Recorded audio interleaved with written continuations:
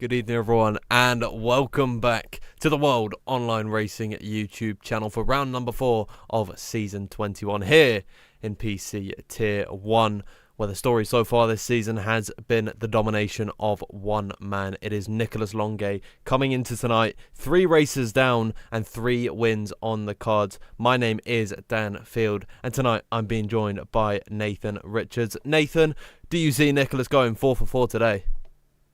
I mean, I'd like to say yes, because I definitely wish him well, but I think tonight we have the best grid we've had this season, so it's definitely going to be a task. But from what we've seen so far this season, as long as he can keep calm and collected, there's no reason why he can't go 4 for 4. But I think another thing as well is that we are also at a track which does promote racing, which is a surprise on the F125 game. Yeah, of course, today we are at Brazil. We are in Interlagos today. It's a circuit that has seen good fortune for Nicholas Longuet in the past. He won his Season 12 championship at this track. Finished second last time we were here. But in the last 2 races that we have come to this brilliant circuit in Sao Paulo, it has been Jarno Opmeer, Nathan, taking 2 victories in a row. You'd have to think he's going to go for 3 today in that Red Bull.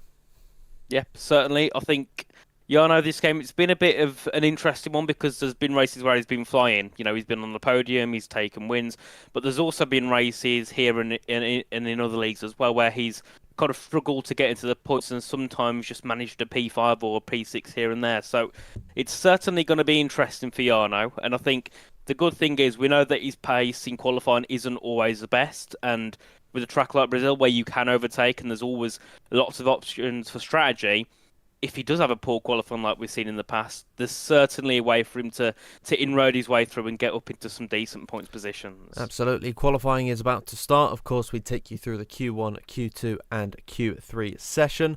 We're all just loading in right now, so whilst we're waiting for the lobby to get underway, here is a look at your standings as of Japan, and as you can see, we weren't lying when we said Nicholas Longuet has taken 3 wins in 3 races, absolutely dominating the championship at the minute. He leads on 75 points ahead of Julian Klaffenbach in second position, all the way back on 24, 51 points, separates first and second in the championship after 3 rounds of racing. Jan Halliday is in third position and Cameron Dowds in fourth. They're separated by just 1 point. Lucas Blakely level with his fellow Scotsman in fifth position, and then Istvan Pukki is sixth on 16 points, with Barry Burman seventh on 15, level with Fabrizio Donoso in eighth. Ninth is Shanika Clay in ninth, and then Jan Otmir rounding out that top 10, Nathan. So, I mean, what a session, what a season so far it has been for Nicolas Longuet. We've got a couple drivers retiring in qualifying. I think let's bring you over to the game scene. Indeed, we have 4 cars so far that have chose to retire in quali. We have John Evans and Ismail Fassi, the 2 Ferraris. We have Alvaro Carreton in the Williams, and also Jarno Otmir, who's chosen to not to continue in qualifying. And Jarno's also disconnected, unfortunately. Hopefully we can get him back in. I'll quickly send him an invite quickly.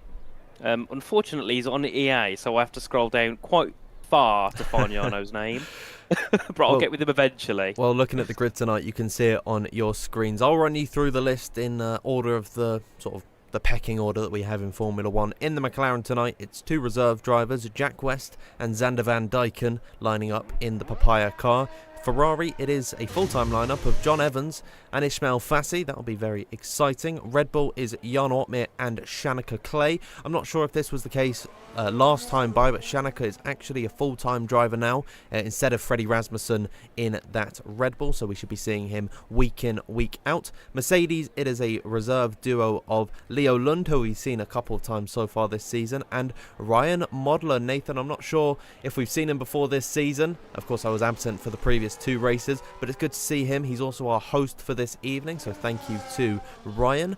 The Aston Martin team tonight is Duncan Hoffland and your championship leader Nicolas Longuet. Alpine is Ben Jabber-Conyi and Gabor Chontos, a all-Hungarian reserve lineup. Haas is Sergio Sobrino and Reese Linton. Racing Bulls is Yoni Tormala and Tamas Gao, once more reserves. Then Alvaro Carreton and Ruben Pedreño in the Williams. And the Kick Sauber is finished off by Philip Presnader and Julian Klaffenbach. So Nathan, coming today, I think you're absolutely right. This is a much better grid than we've seen so far. Yeah, definitely, and I'm quite intrigued to see what Ryan Modler can do, of course. Very, very good on the console platform, came over to PC for the start of this game, has spent most of his time, I think, in WOR Tier 2. It's his first appearance here this season in Tier 1, if I'm correct, so very excited to see what he can do. And then also we've got the likes of Sergio Sobrino as well, who has made his return back to PC Tier 1. I'm sure he used to race in Tier 1 in the past, and I think last season made the odd appearance here and there. So great to see him racing as well. And then, of course, nice to see Shanika Clay taking a full-time seat as well. Of course, leaving R8 Jeep at the end of last game and has now joined TF10, one of our community teams. And, well, let's see what he can do for those guys. Yeah, I think it'd be a really good break for Shanika Clay. I feel like for the past couple of years or so, he's been in sort of a limbo of being towards the tail end of the F1 Esports grid, and you're never really sure if he's actually going to get a full-time drive. But I really do think he is a talented driver. I would love to see more of Shanika Clay. I'm glad that he's here on the grid tonight. And in terms of qualifying one, you can see on your screen, Nathan previously mentioned John Evans, Alvaro Carreton, Ismail Fassi and Jan Otmir all choosing to start from the back of the grid. That means we are only going to lose 1 driver in Q1. So out of 16 competitors, you really, really would not like to be that one.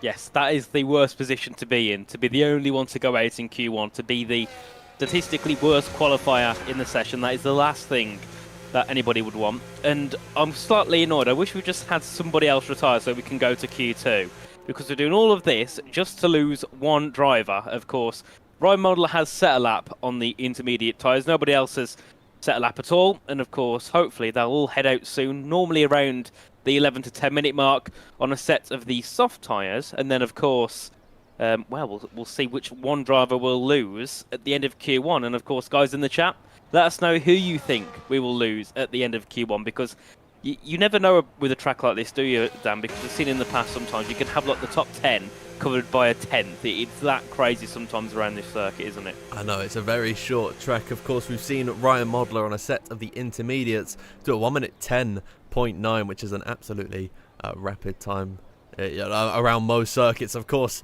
we're going to see much quicker as the qualifying session goes on, but it is a complete ghost town out on circuit, so I think it's a good time to interact with the chat. And our tier 4 faithful Jake Finch has actually put in a question for us. He said, who's everyone's favourite driver? So let us know, everyone, who you are rooting for tonight. You've got so many to choose from, and we're also seeing a lot of people asking, why is Jarno disqualified now? I don't know how serious these are, or if there's people just having a little joke. He wants to do a last to first challenge. It makes the YouTube thumbnail just that little bit more appealing to all the viewers. So Jarno Uppbeat thinking ahead to what is going to get him the most clicks. Indeed. I mean, if you want, Dan, I can give him a quick call and ask him why he's retiring, because people seem to think we'll have the answer. I wish I did, and I'm sure Dan wished he had the answer, but none of us do. I presume it's... I mean, in the past, drivers say that it's for like testing, so they can test strategies and stuff like that. I mean, it could also just be a little bit of content, a little bit of getting people to click. So, yes, I mean, if he starts last and ends last, it means nothing. We ignore it. But if he wins, then boom, straight onto YouTube. Absolutely, and it was really going to treat him well in terms of this circuit. He's had a good time here. He, of course, has won the previous 2 races that we have come to in Brazil, but it's been quite some time. Of course, the first time on F1 25 that we're getting to see this circuit. And I'm just more happy that we get to see the cars, the normal cars, not the F1 World cars with all their stupid liveries, and the ones that don't decide to change their livery and then we have to work out who they are. I do like seeing the F1 2025 cars, although I feel like, Nathan, there's been a bit more discourse recently about the cars not being equal. I'm keeping my fingers crossed that they indeed are. And we are just in that waiting period. We've got 10.5 minutes left to go in Q1. It is normally around about exactly 10 minutes, Nathan, when we start to see drivers come out of the garage, although there is some activity down at Alpine. Now that is either one of Bence Jaboconi or Gabor Chontos. It is the former Jaboconi out on track. It certainly is, and it just feels like every game cycle we look at Bence Jaboconi, he's in a different car. We've seen it in so many different teams over this past 5 or 6 years. I mean, he's one of the OGs in the scene. Everybody who's been here for the past 5, 6, 7 years will know who Bence Jaboconi is, and of course this game cycle he's part of the Alpine team, whether that's as a development driver or possibly one of the main team drivers once we get to esports. We'll find out in due course, but he's one of those where he might not be always going for the top 10, he might not always be scoring big points, but he's got experience, and that helps a lot behind the scenes when it comes to setups, strategies, helping newer drivers get involved in the scene. So he might not be out there scoring lots of points, but there's so many other valuable assets that he'll provide for the team. And he's got a Lewis Hamilton helmet on. He's got the 2014 helmet, I believe that is. I didn't know that was in the game. I suppose this is the Lewis Hamilton edition of the F1 series. But here is Bence Jaboconi about to get his lap underway. Now there's a couple cars coming out of the pit lane, but our drivers are very experienced. They'll be able to get out the way of Bence and shouldn't cause too much hassle. And there's a nice pocket of air between the Aston Martin and the Kick Sauber, as you can see on the track map at the bottom right of your screen. As here goes Bence Jaboconi, all nice and tidy through the first 2 corners. DRS wide open down the Retroposta and in towards the next left-hander. A very fast corner in 5th gear, slight lock-up for Bence, using all the circuit on the exit and then climbing up the hill towards Ferradura. A very tricky corner to get right. We've seen a couple of drivers in real life come a cropper through there, especially when there's a car on your inside. It can be challenging for Bence Jaboconi, but he's doing very well on this lap so far, Nathan. He certainly is. A nice opening lap here for Bence as he makes his way through in towards Bico de Pato at turn number 10, and then of course through in towards 11 and then in towards Juntsow at turn number 12. A very tricky braking zone, very easy to lock the rears as you make your way through here. Gets on the power nice and early. A little bit of a squiggle on the exit, but nothing too bad here for Bence Jaboconi so far, as he now heads his way up to the line to finish our first lap on the soft tyres. It'll be 106.652 to open things up. I'm just looking to see who's next on a lap, and one of the cars to be crossing the line within the next 30 or 40 seconds will be Shanika Clay in the Red Bull.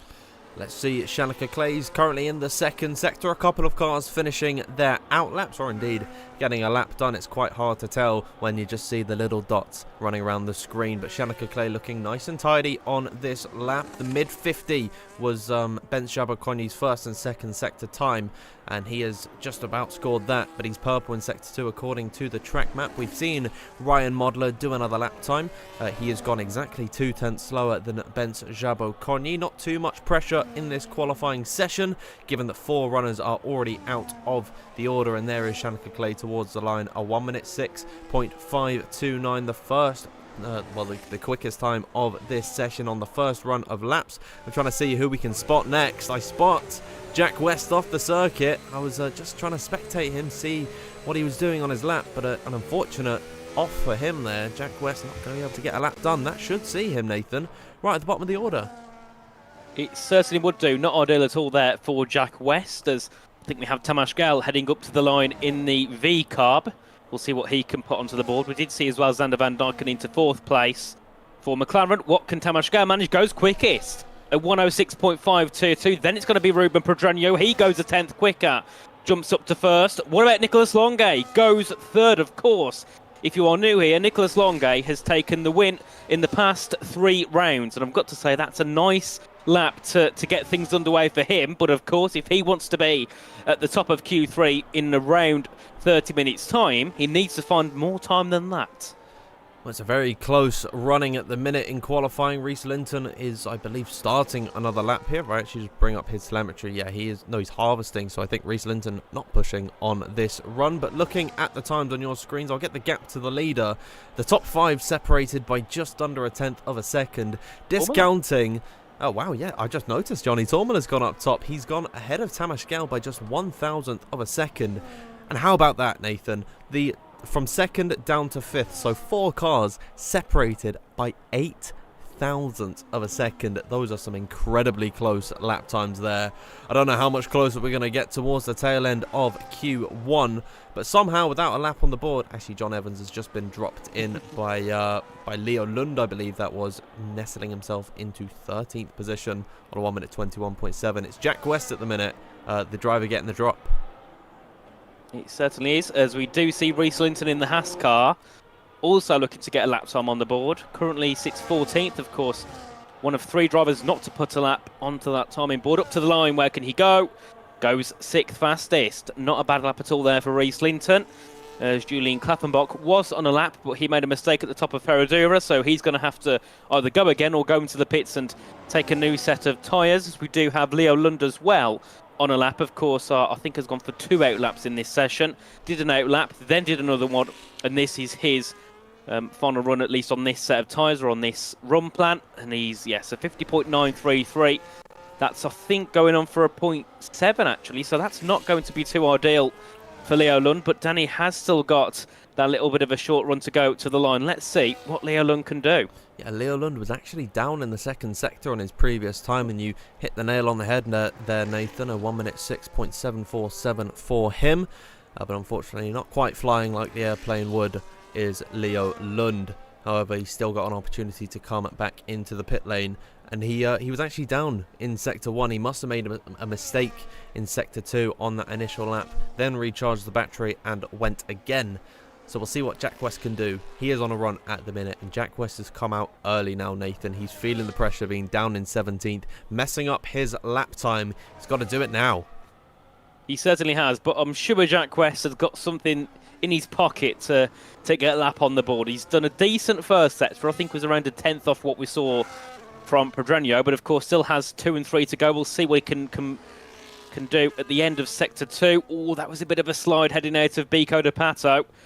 Throw in towards John, so it's going to be a 51.0. That's a 10th slower than Leo Lund's time, and that was a 0.747 here. So Jack West possibly 4/10 off the top time once he heads to the line, and he's going to go back into the pit lane. I'm sure he's going to be very angry with that one, and well, trying to beat Leo Lund in the pit lane.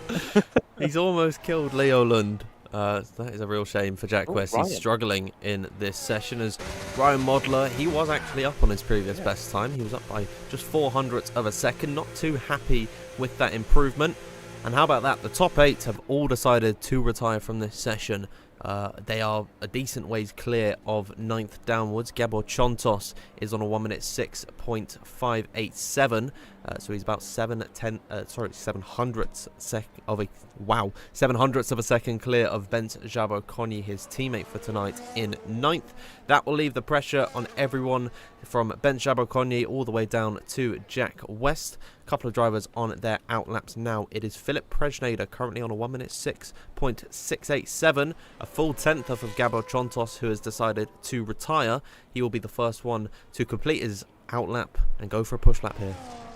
Oh, and information from Jack West saying that his wheel disconnected mid-lap and made him lose his wing, so he has to use 2 sets of tyres. There's only one person going out, so not ideal at all for Jack West. Could certainly compromise him heading into Q2 and Q3 if he does get there, of course. Still in the pit lane, so hopefully he can get out and set a lap as he's just exiting the pit lane now, along with, I believe, Leo Lund in the Mercedes. And then also Ryan Modler as well will be heading out onto track, and he will be cutting it quite close, but actually no, it's 1 minute and 30, isn't it? So he should be fine to get a lap on. So everybody here, 9th down, ignoring John Evans, will be looking to push on. And Philip Prejnader has backed off of that lap. He was a 10th and a half down on his previous best in the first sector. I believe Duncan Hofland has also decided to back off on his lap. However, Xander van Dijken is on a push here. He's currently in 10th position. All 6s for him, a 1 minute 6.666 for the Dutchman as he climbs up Ferradura, finding a slight improvement in the first sector. He could see himself very nicely into the next part of qualifying. We are only losing one driver from this point onwards, so any improvement from him to get himself ahead of a Sergio Sobrino or a Gabor Chontos will guarantee his position in the next session of qualifying. As now here comes Xander through the final sector, almost a 10th and a half improvement on his previous best. He's just got to hook it up through the final sector, and he should see himself very nicely into the next part of qualifying. DRS wide open for Xander van Dijken as he comes across the line. Keep it tight-knit to that left-hand side. A very respectable 1 minute 6.519 to put himself P2, Nathan. Indeed, and next to cross the line will be Julian Klaffenbach here, a 50.832 for the first and second combined. That should be a decent lap here for him, but of course still has a bit of a run to the line to go first. Up to the line for Julian Klaffenbach, goes into 12th. That might not be that safe there for Julian. His teammates here this evening, Philip Prejnader, is currently in 13th. He definitely is at risk. He's heading through now in towards Junt South, so we'll have to see if he can get ahead of Julian Klaffenbach, but Julian certainly is under a lot of pressure here. Yeah, the danger zone for Julian Klaffenbach. Here comes Philip Prejnader rounding the final couple of corners, opening up the DRS and approaching the finish line. He's got an Alpine of Bent Jabo Konyi just behind him. Philip Prejnader goes into 10th position and should see himself into the next part of qualifying. There goes Bent Jabo Konyi into 8th. Here comes Jack West, eliminated from qualifying in P16. A very disappointing Q1 appearance for Jack West. A 1 minute 6.886 from him. Very disappointing. Leo Lund has gone 13th position. Ryan Modler has gone into P9. A very nice lap time from him there. Xander van Dijken pulling into the pit lane. We shouldn't need to see any more lap times, and indeed we won't, because Julian Klaffenbach, he is coming to the end of his in-lap. And that will see Jack West out of Q1, Nathan. Is that a shock to you? I mean, I don't know. I feel bad if I say yes, but he was probably one of the 3 or 4 names that I would put at the back of Q1, and that's not because I'm saying he's slow, but I mean, it's a very competitive grid. So, yes, I feel like you throw me into the deep end there with that one, Dan. No, I would say it is definitely a surprise to see Jack West out this early in qualifying. Now, if it was all 20 drivers competing for a spot in Q2, possibly it wouldn't be so much of a shock, but he has got pace. He's a McLaren development driver. He's a previous winner here in WOR, so that is a big loss to the grid. Here is your Q1 results. Rumbadrenio untouchable at the top ahead of Xander van Dijken. Tormalis is 3rd, 4th Tamas Gau, and Nicolas Longue rounding out that top 5. I'll skim through the rest of the grid. You can see it on your screen because the 5 eliminated drivers is Jack West, John Evans, Alvaro Caraton, Ismail Fassi, and Jarno Ott. Nathan, we lose a number of competitive drivers deciding to retire early from qualifying. That will make the race very exciting, but certainly Q1, bit of an anticlimax. Yeah, definitely. But at least we can get through. Well, I'd say we get through the evening a little bit quicker, but we still had to spend the full 18 minutes to lose one driver, unfortunately. But yes, we head into Q2, which will be interesting there because this is where the drivers actually have to throw everything at a lap, especially those that were barely into the top 10 in Q1. I think even those that were safe in the top 10 in Q1 are going to have to pull something out here because, of course, the lap times get better as the track evolves over the qualifying sessions. We have many cars now already heading their way out onto circuit, and with it being quite overcast, I'm starting to think possibly any rain on the radar because they are all shooting out of the pit lane. Lots of questions up in the air. We will bring you back over. I was going to give you a little ad break, but if there is rain coming and everyone needs to get their lap underway now, well then I don't want you to miss that one. Aren't I kind to you all at home? As look at them all coming out onto the circuit, right backed up against each other. Julian Klaffenbach is the first one, and then following behind him is a Haas, and an RB, a Williams as well. So yeah, everyone's out onto the circuit. I'll bring you to the ad break after this session. I'm not gonna let you get away with not seeing our brilliant sponsors at Gridfinder and Next Level Racing. But Q2, Nathan, is well and truly underway. It certainly is, and now I'm starting to think, is there going to actually be rain? Because it started to brighten up a little bit. So maybe they're just trying to get on the move quickly in this session. But Julian Klaffenbach down will be the first car to go out on a lap. Following him will be one of the V cars. It will not be Tamas Gell, it'll be Joni Tormela who's going to follow him, who had a very good Q1, I think qualified third. After that session was only a 10th off the quickest time, so possibly could we see Joni Tormela making his way into Q3, which would be brilliant to see because unfortunately it's not often that we see Joni fighting up at the top, so hopefully tonight could be his night. Well, here is Julian Klaffenbach getting his lap underway. He is followed by Joni Tormela. Then I believe next in line is Sergio Sobrino. And then Q1's fastest driver, Ruben Pedreño, is behind them. As here comes Klaffenbach through the first sector of 17.017 for the Austrian driver, second in the championship. He had a little bit of a wobble in Q1. Let's hope he can get to grips with this circuit as he rises up the top of the hill at Ferragura, slide through the next right-hander, now downhill through Pinarino and back uphill towards Bico de Pato. He's having a difficult time on this lap thus far, and if there is rain due, then we will be very, very worried for him because, of course, and it is a poor first sector. Nathan, I think that these are all a scrub set of tyres. 51.189 for Julian Klaffenbach. Not a very competitive first two sectors. Yep, definitely not. So we'll have to see what he can manage and what he can put onto the board. It's a 107.1, definitely not a competitive time as Tormela goes half a tenth slower and a tenth quicker. Goes Sergio Sobrino, and the head goes Ruben Pedreño. Long gate with the 106.495. A nice lap there from him. And then next we do see a couple more cars crossing the line. Hoffland goes up into fourth place as we see Zander van Dijken goes up into second. A decent qualifying so far for him in that McLaren. And then there's still a couple more cars just to complete their first runs in this session. Ben Shabakonyi goes slowest in ninth with 107.229, and into P7 goes Gabor Chantos. Yep, so I think this confirms it. There's not going to be any rain, although the cloud coverage is getting a little bit worrying. But if there was rain due, then they would want to come out on a fresh set of tyres as soon as qualifying 2 started.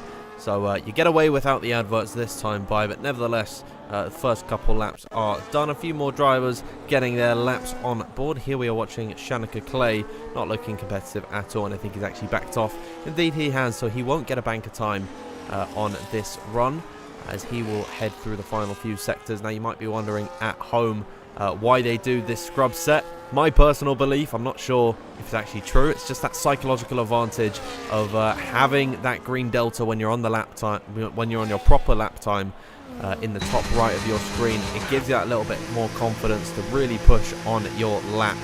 Although if there is any pro drivers in the YouTube chat, I know we've got a couple named ex-Challenger driver Ryan Jacobs, he's been very active.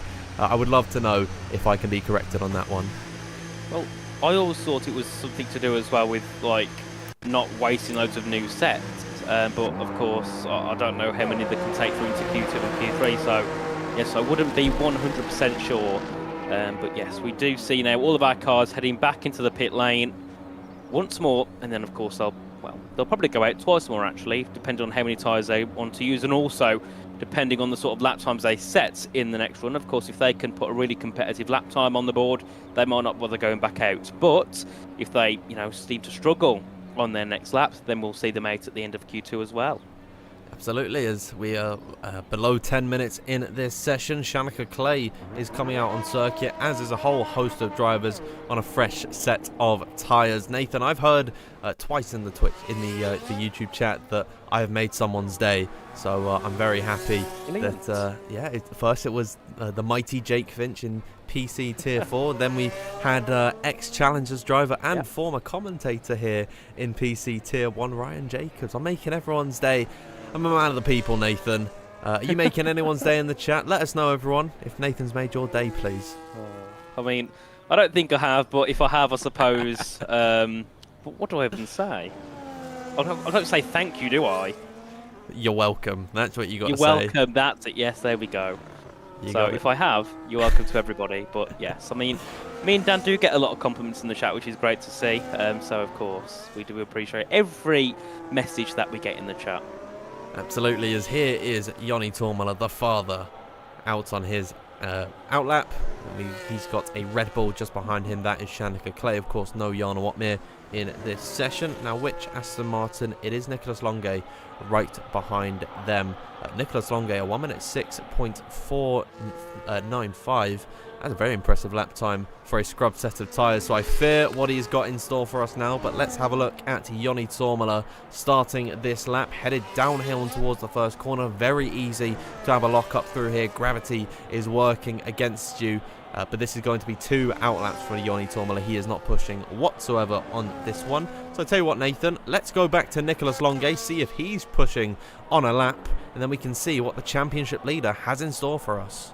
Indeed, well, he's burning battery, and he is using DRS down towards turn number 4 at the Cito de Largo, and it's going to be a 16.9 slower in sector 1 than he was on his previous lap, as he makes his way around turn 5 up in towards Ferradura, up the hill at turn number 6, and it does seem like he is pushing this time around. There's a few cars in the way that hopefully will move out of the way, which they do. One of the Hasses there, and then ahead of him will be a Red Bull. That will be Shanika Clay. Of course, Shanika Clay's teammate Jana Watmere chose to start from the back, so that will certainly make things interesting for the Red Bull team. But as we go on so far, it's looking decent here for Nicholas Longe. What will it be in sector 2?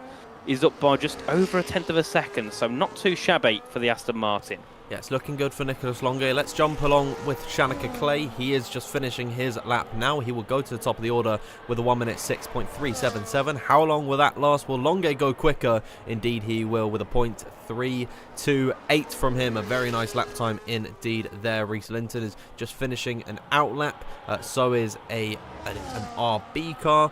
We've got Ryan Modler and Leo Lund, the 2 Mercedes for this evening, up next across the line. Modler goes into 4th position. Where can Leo Lund see himself? Into P3, a very respectable 1 minute 6.5. A couple more cars coming to the line. Xander Van Dyken up next. He will jump Leo Lund and get himself into P4. Make that P5 as Ruben Pedreño sets a very nice 1 minute 6.384 to put himself into P3. Still behind though, Nicholas Longe and Shanika Clay. Up next is Sergio Sobrino in the Haas. He's up by 0.2 in the first and second sector. He'll come to the line in P8, maybe a little bit wayward for the end of this session. And there it is from Tamas Gao, a 1 minute 6.280. Nathan, I was waiting for someone to come along and blow these very close and competitive times out of the water, and it is our very own qualifying demon, Tamas Gao.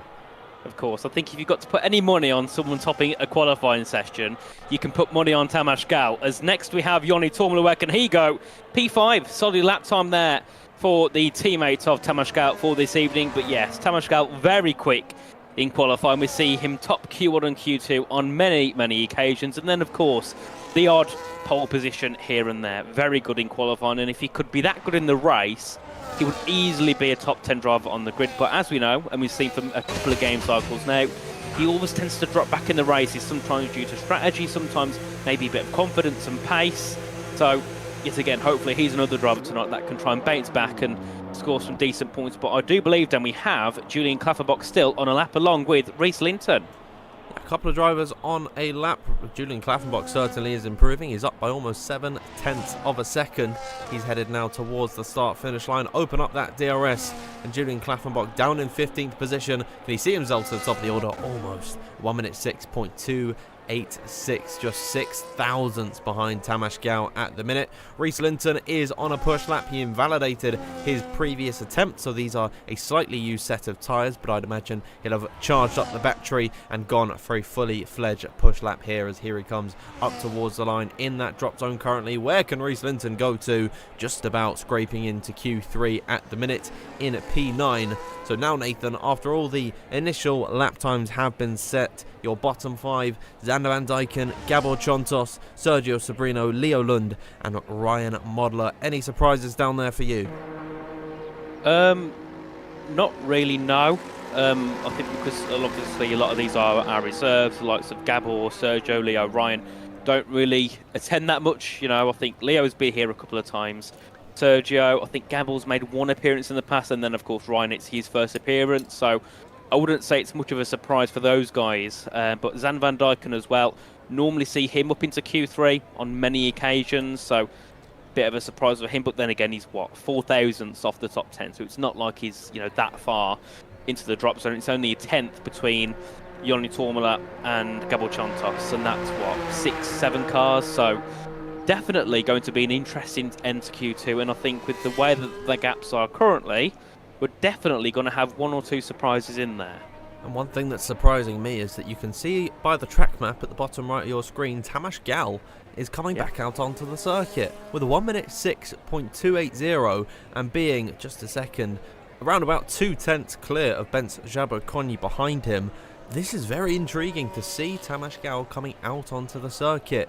You'd think he's absolutely safe, but this will, I would imagine, be a scrub set of the tyres, but I really don't see 10 drivers jumping him to see him out of Q2, because of course your position, Nathan, does not matter here whatsoever. Once they get into the final session, it's just completely reset. I mean, maybe he's just going out to get another lap on the board, try and improve on what he can do and, you know, prepare himself for Q3, because I think he's more than safe now going into the next part of qualifying, especially since Julian Klafferbach also has called it quits in the pit lane. He knows that he's safe in second. So yeah, possibly it's just another lap for Tamas to get to grips with the circuit, ready for the next part of qualifying. Of course, everybody will go out onto track and set a lap. I think everybody that's gone out now is going for a double out lap, and then the guys that are still in the pits at the moment will go out for one singular lap, I presume. But if I'm wrong, then I'm wrong.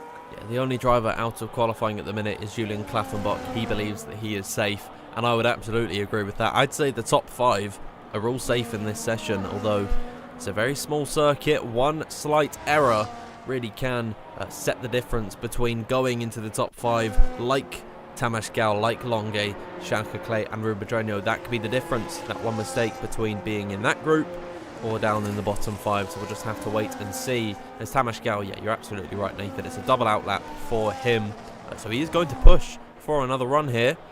Very intriguing to see. There's an Alpine just behind him of Bence Jabot-Cogny. Now Bence is pushing, Nathan. He's up by just about 600ths of a second. Indeed, we'll see what Jabot-Cogny can do. Of course, he's currently 4 thousandths safe of the drop zone currently, but only needs to find a 10th to jump up possibly into even 4th place. Yes, you go exactly 1 thousandth ahead of Shankar Clay. So lots of pressure here for Jabot-Cogny as he makes his way through in towards Bico de Pato at turn 10. Gets the car turned in nicely and then straight back onto Lepewa now through turn 11 and then in towards Juntsew at turn 12. Is he up on his time? He is by 77 thousandths, so currently would be looking to jump up to around P5 and P6, but of course with other cars also making improvements, surely you'd like him to be a little bit higher than that to be safe. Yeah, it wouldn't fill me with too much confidence. Let's see his improvement. Just about a 10th over, so you kind of got it perfect, Nathan. He's gone ahead of Shankar Clay, a bit quicker than we would imagine, but still very nice effort from him there.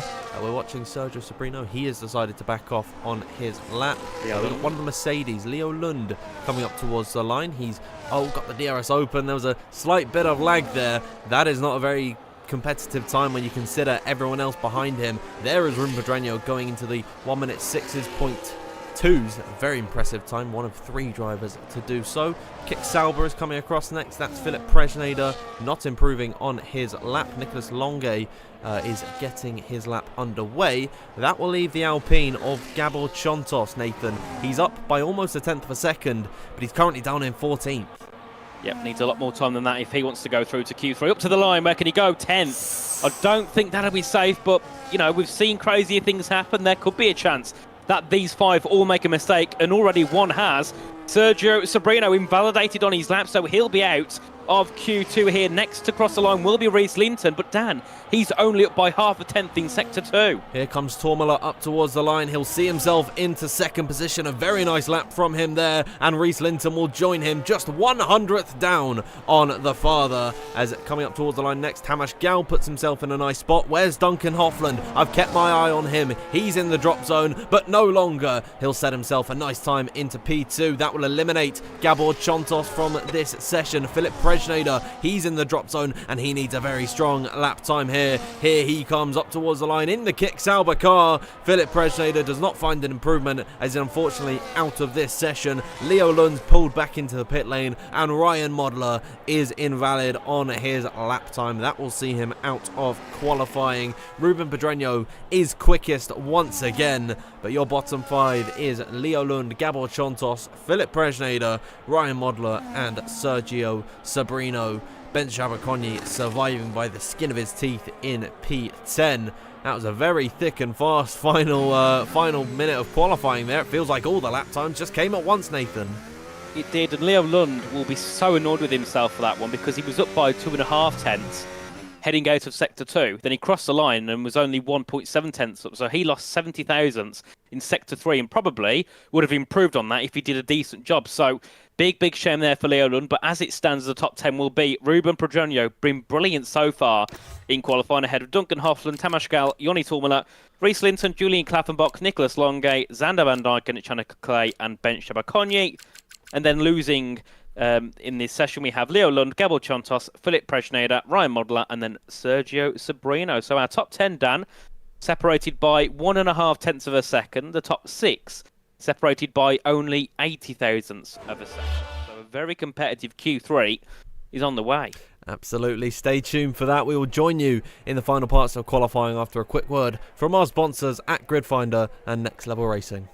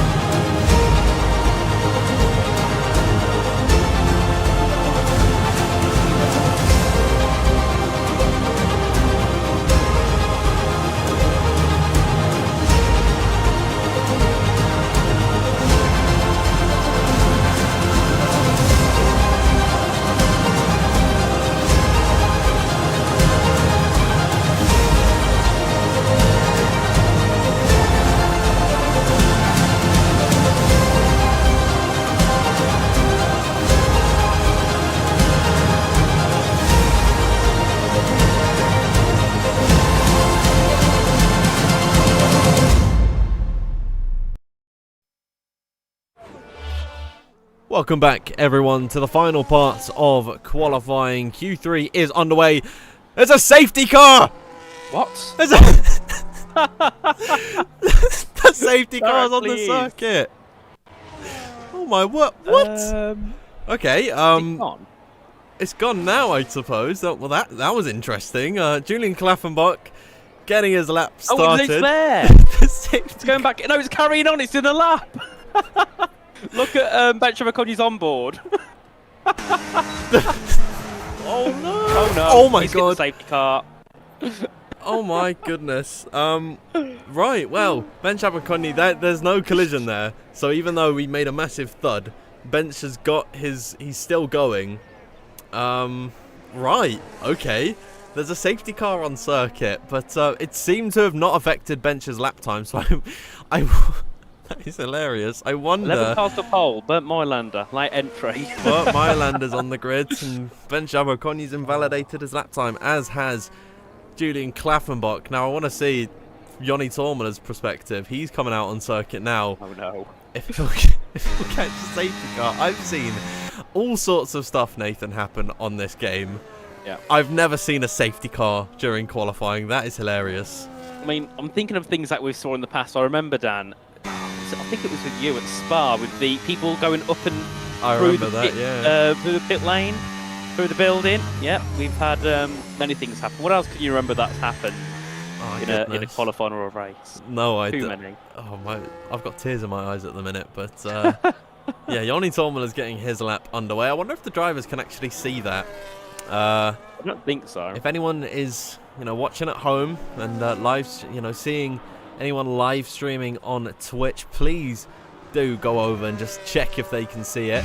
I don't see the safety car anymore. We're on board with Joni Tormola starting his lap. I think I've just seen it coming through the start-finish line again. Yeah, there it is. The safety car is out on circuit. Well, I mean, we can do our best to ignore it, but I don't know if it's going to be possible. Here is Joni Tormola. Runs.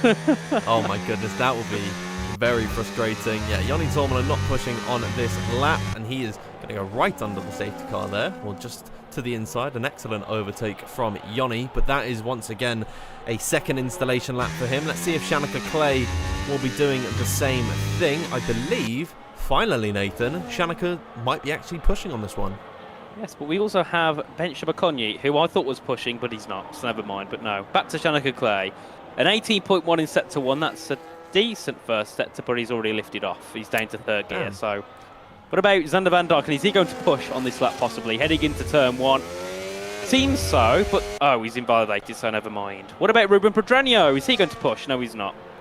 Yeah, well, they're all backing out on their laps, but... Wow, this is a very interesting start to the final part of qualifying. I really hope, Nathan, this ends up in the No Context League Racing Twitter account. I'd love to see that happen. Surely. If anyone from there is watching, get it on there quickly. Someone will put it on Twitter. Someone surely. Maybe Luke needs to get on that. And, if not, I will. farm in the engagement. You can get all the likes yourself.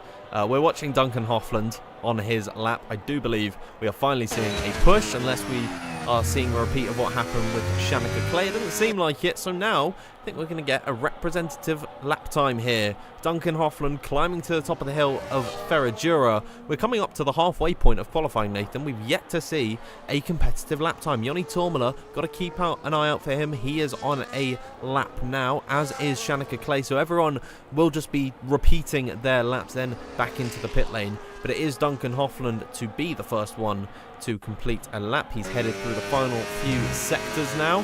50.7, that doesn't scream pole time or provisional pole for the time being, certainly in regards to Tormola and Clay's time at the minute, but he'll open up the DRS, keep it pinned to the left-hand side. We'll see what Duncan Hoffland can post. The time to beat a 1 minute 6.655. We know Duncan can do better than that, Nathan. Yeah, definitely. He's like 3-4 tenths off what we saw in Q2, so as we do see Joni Tormola put a very good lap time on the board, a 106.249 from the Godfather himself, and Tamas Gal goes a 10th quicker, a 106.1 for 04 the V-Carb. Very good indeed, and you start to wonder, Dan, is it the fact that the V-Carb's the best car around here? Because we do know that there's been a few drivers mention the inequality of the cars on this game, but will it matter for Nicholas Longay? It will, because he only manages P2.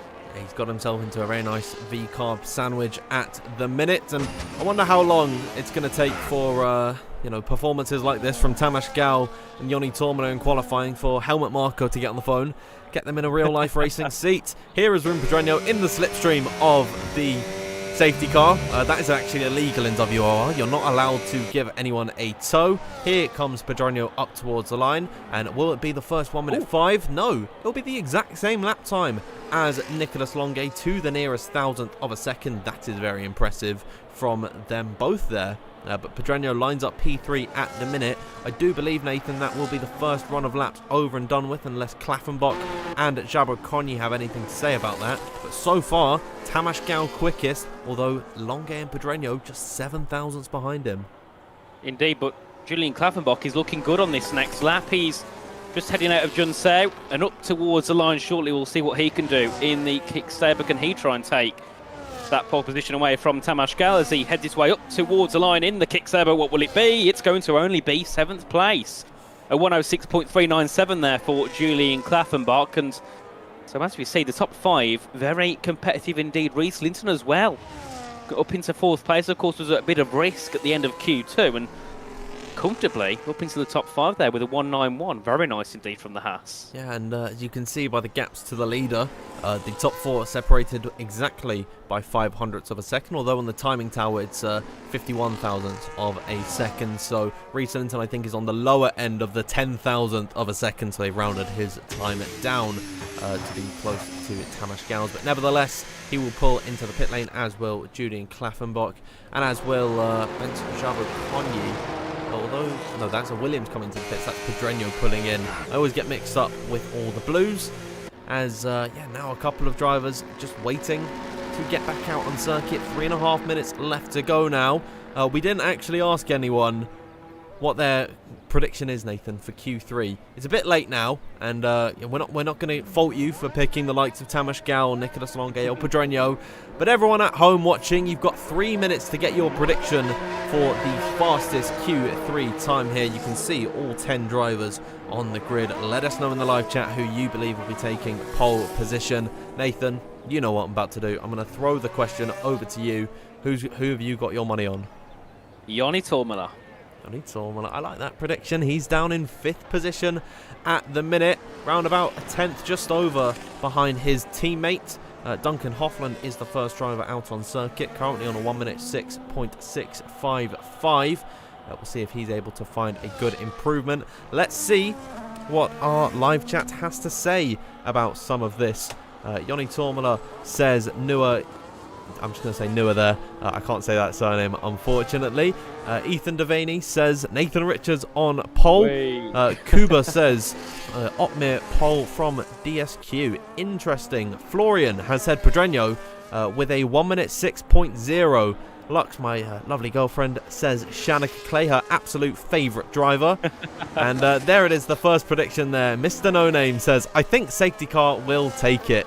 I was waiting for someone to get the laughing button out, get the audience claps thing that they used to do back in the day. Is Duncan Hoffland starting his lap, Nathan?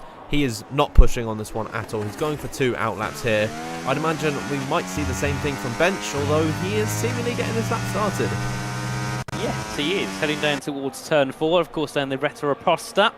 And we'll see if he does go for an actual sector 1, and he does. A 16.9, very nice there from Bench Jabber-Conye, and he invalidates. So, never mind, slow down, build the battery back up, and go again next time around. Is anybody else actually on a lap? Longue isn't, Toomala isn't, Shanaka Clay isn't, and then, of course, neither is Hoffland, Van Dyken, or Jabber-Conye. So, I think they're all going to go next time around, unless Tamas Gal is on a lap, because he's speeding down towards turn 1.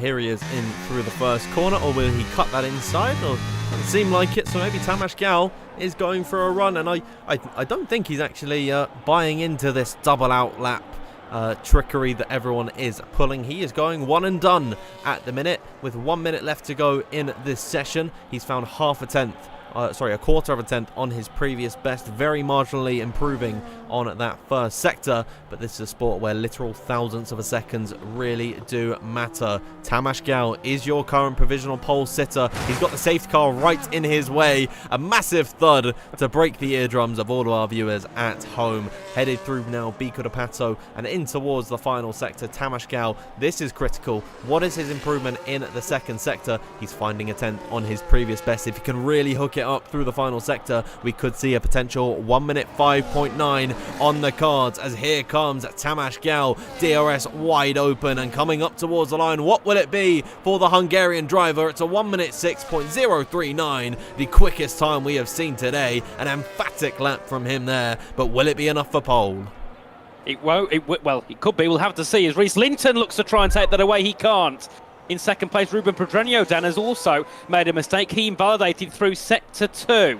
What about Julian Klaffenbach? He's up by a 10th in Sector 1. Can he go for pole? No. Stays 5th fastest. Next to cross the line will be Ben Shabakonyi, who hasn't got a lap on the board yet. Ben Shabakonyi then through the final few sectors. It's a 50.6 in Sector 1 and 2. Not the impressive opening two sectors of this lap. Pedreño falling at the final hurdle. That is a big shock to the system. Here comes Shabakonyi up towards the line. It's only P8 for him. Joni Tormala is up next, and it's P5 for himself there. Nicholas Longe also invalid on his previous best attempt. Duncan Hoffland has seen himself into P5. I believe Shanika Clay will be the next one on a representative lap time. Could he steal it at the final bell? I've seen a couple predictions for him in the chat. Shanika Clay to the line with a 1 minute 6.219, the exact same lap time as Julian Klaffenbach, and that sees himself in P8. And just to add insult to injury, the pair of them exactly 2 thousandths slower than Joni Tormala, so that will leave Tamas Gal, Nathan, on pole position with a 1 minute 6.039. Only 2 drivers getting themselves into the 1 minute 6 flats. Reese Linton starting on the front row with him. Indeed. Brilliant lap there from Reese Linton to jump up into second place right at the death of things. And then, of course, Tamas Gal on pole position. He kind of looked set for pole since Q2 when he put that brilliant lap in to end off the session. Then we have Nicholas Longe, our championship leader, in third ahead of Ruben Pedreño at the exact same time. Then we have Duncan Hoffland in fifth ahead of Joni Tormala in P6, only 2 thousandths ahead of Julian Klaffenbach, who also has the same time as Shanika Clay. And then in ninth will be Ben Shabakonyi. In 10th place goes to Xander Van Dijken. And now, Dan, we have our little bit of a break. We get to go and have a restart. Then we go back into the race, and then we'll see what happens for 36 laps around this circuit. Yeah, very interesting qualifying session there. And I think the 2 biggest names in that session was Pedreño and Longe, Nathan. And they bottled it at the final hurdle, really. I mean, Pedreño invalidated his lap and then DNF'd, and Nicholas Longe did the exact same. I wonder what the story could have been if they saw themselves starting on pole position. But once again, it is Tamas Gal. It seems like it is routine at this point that he is on pole position, or at least in contention for a pole position, and he's got it today. A very nice lap from Tamas there. Gotta say though, very impressed with Reese Linton in P2. Yes, very good job there from Reese. I wouldn't say that he wasn't quick or anything, but he was never looking like he was going to finish second in that one at all. He was looking like someone who might have dropped out to Q3 or dropped out of Q2, or maybe got the bottom half of Q3. But no, brilliant lap from him to start on the front row for the Brazilian Grand Prix. But of course, strategy will be key around here. I'm not sure if it's 1 or 2 stops, because of course we've seen on this game that you can have a mixture of strategy on this game due to the tyre wear being a lot higher. So there is always an opportunity to possibly see a couple of 2 stops, probably from those a little bit further down, looking to go for something a little bit different. But if the 2 stop is the way to go,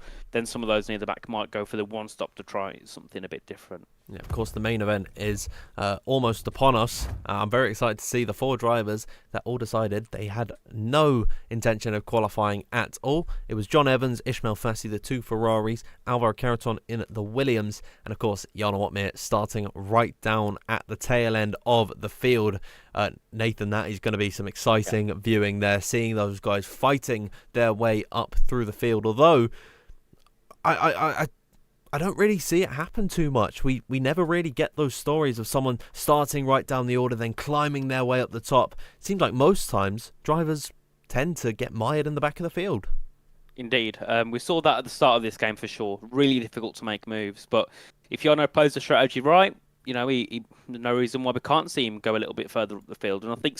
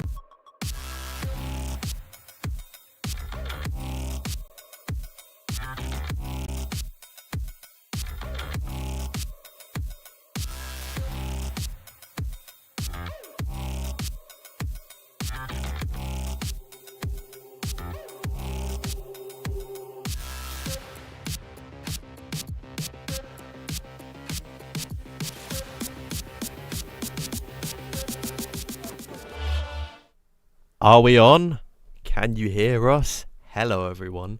That was not the best way to get the race underway, was it? Trying to rejoin the lobby, but of course you can hear the game starting as well. Trying to get back into the lobby, everyone. Unfortunately, my PC decided it didn't want to work. It just completely, my screen went black. My mic cut out and everything.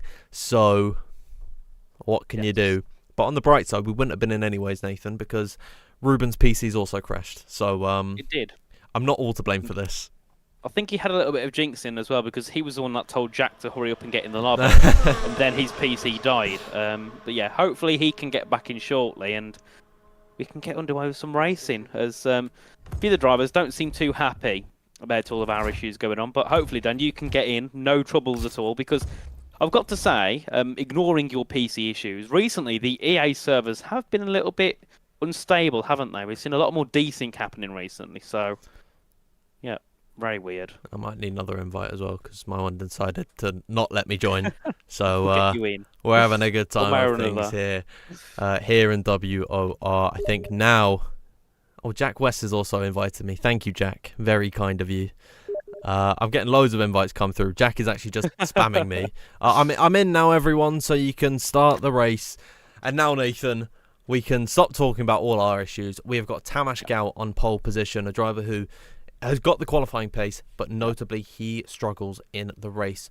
What do you make of that with the likes of Ruben Pedreño and Nicolas Longue both starting on the row behind him? A lot of pressure for Tamas to keep it up early on.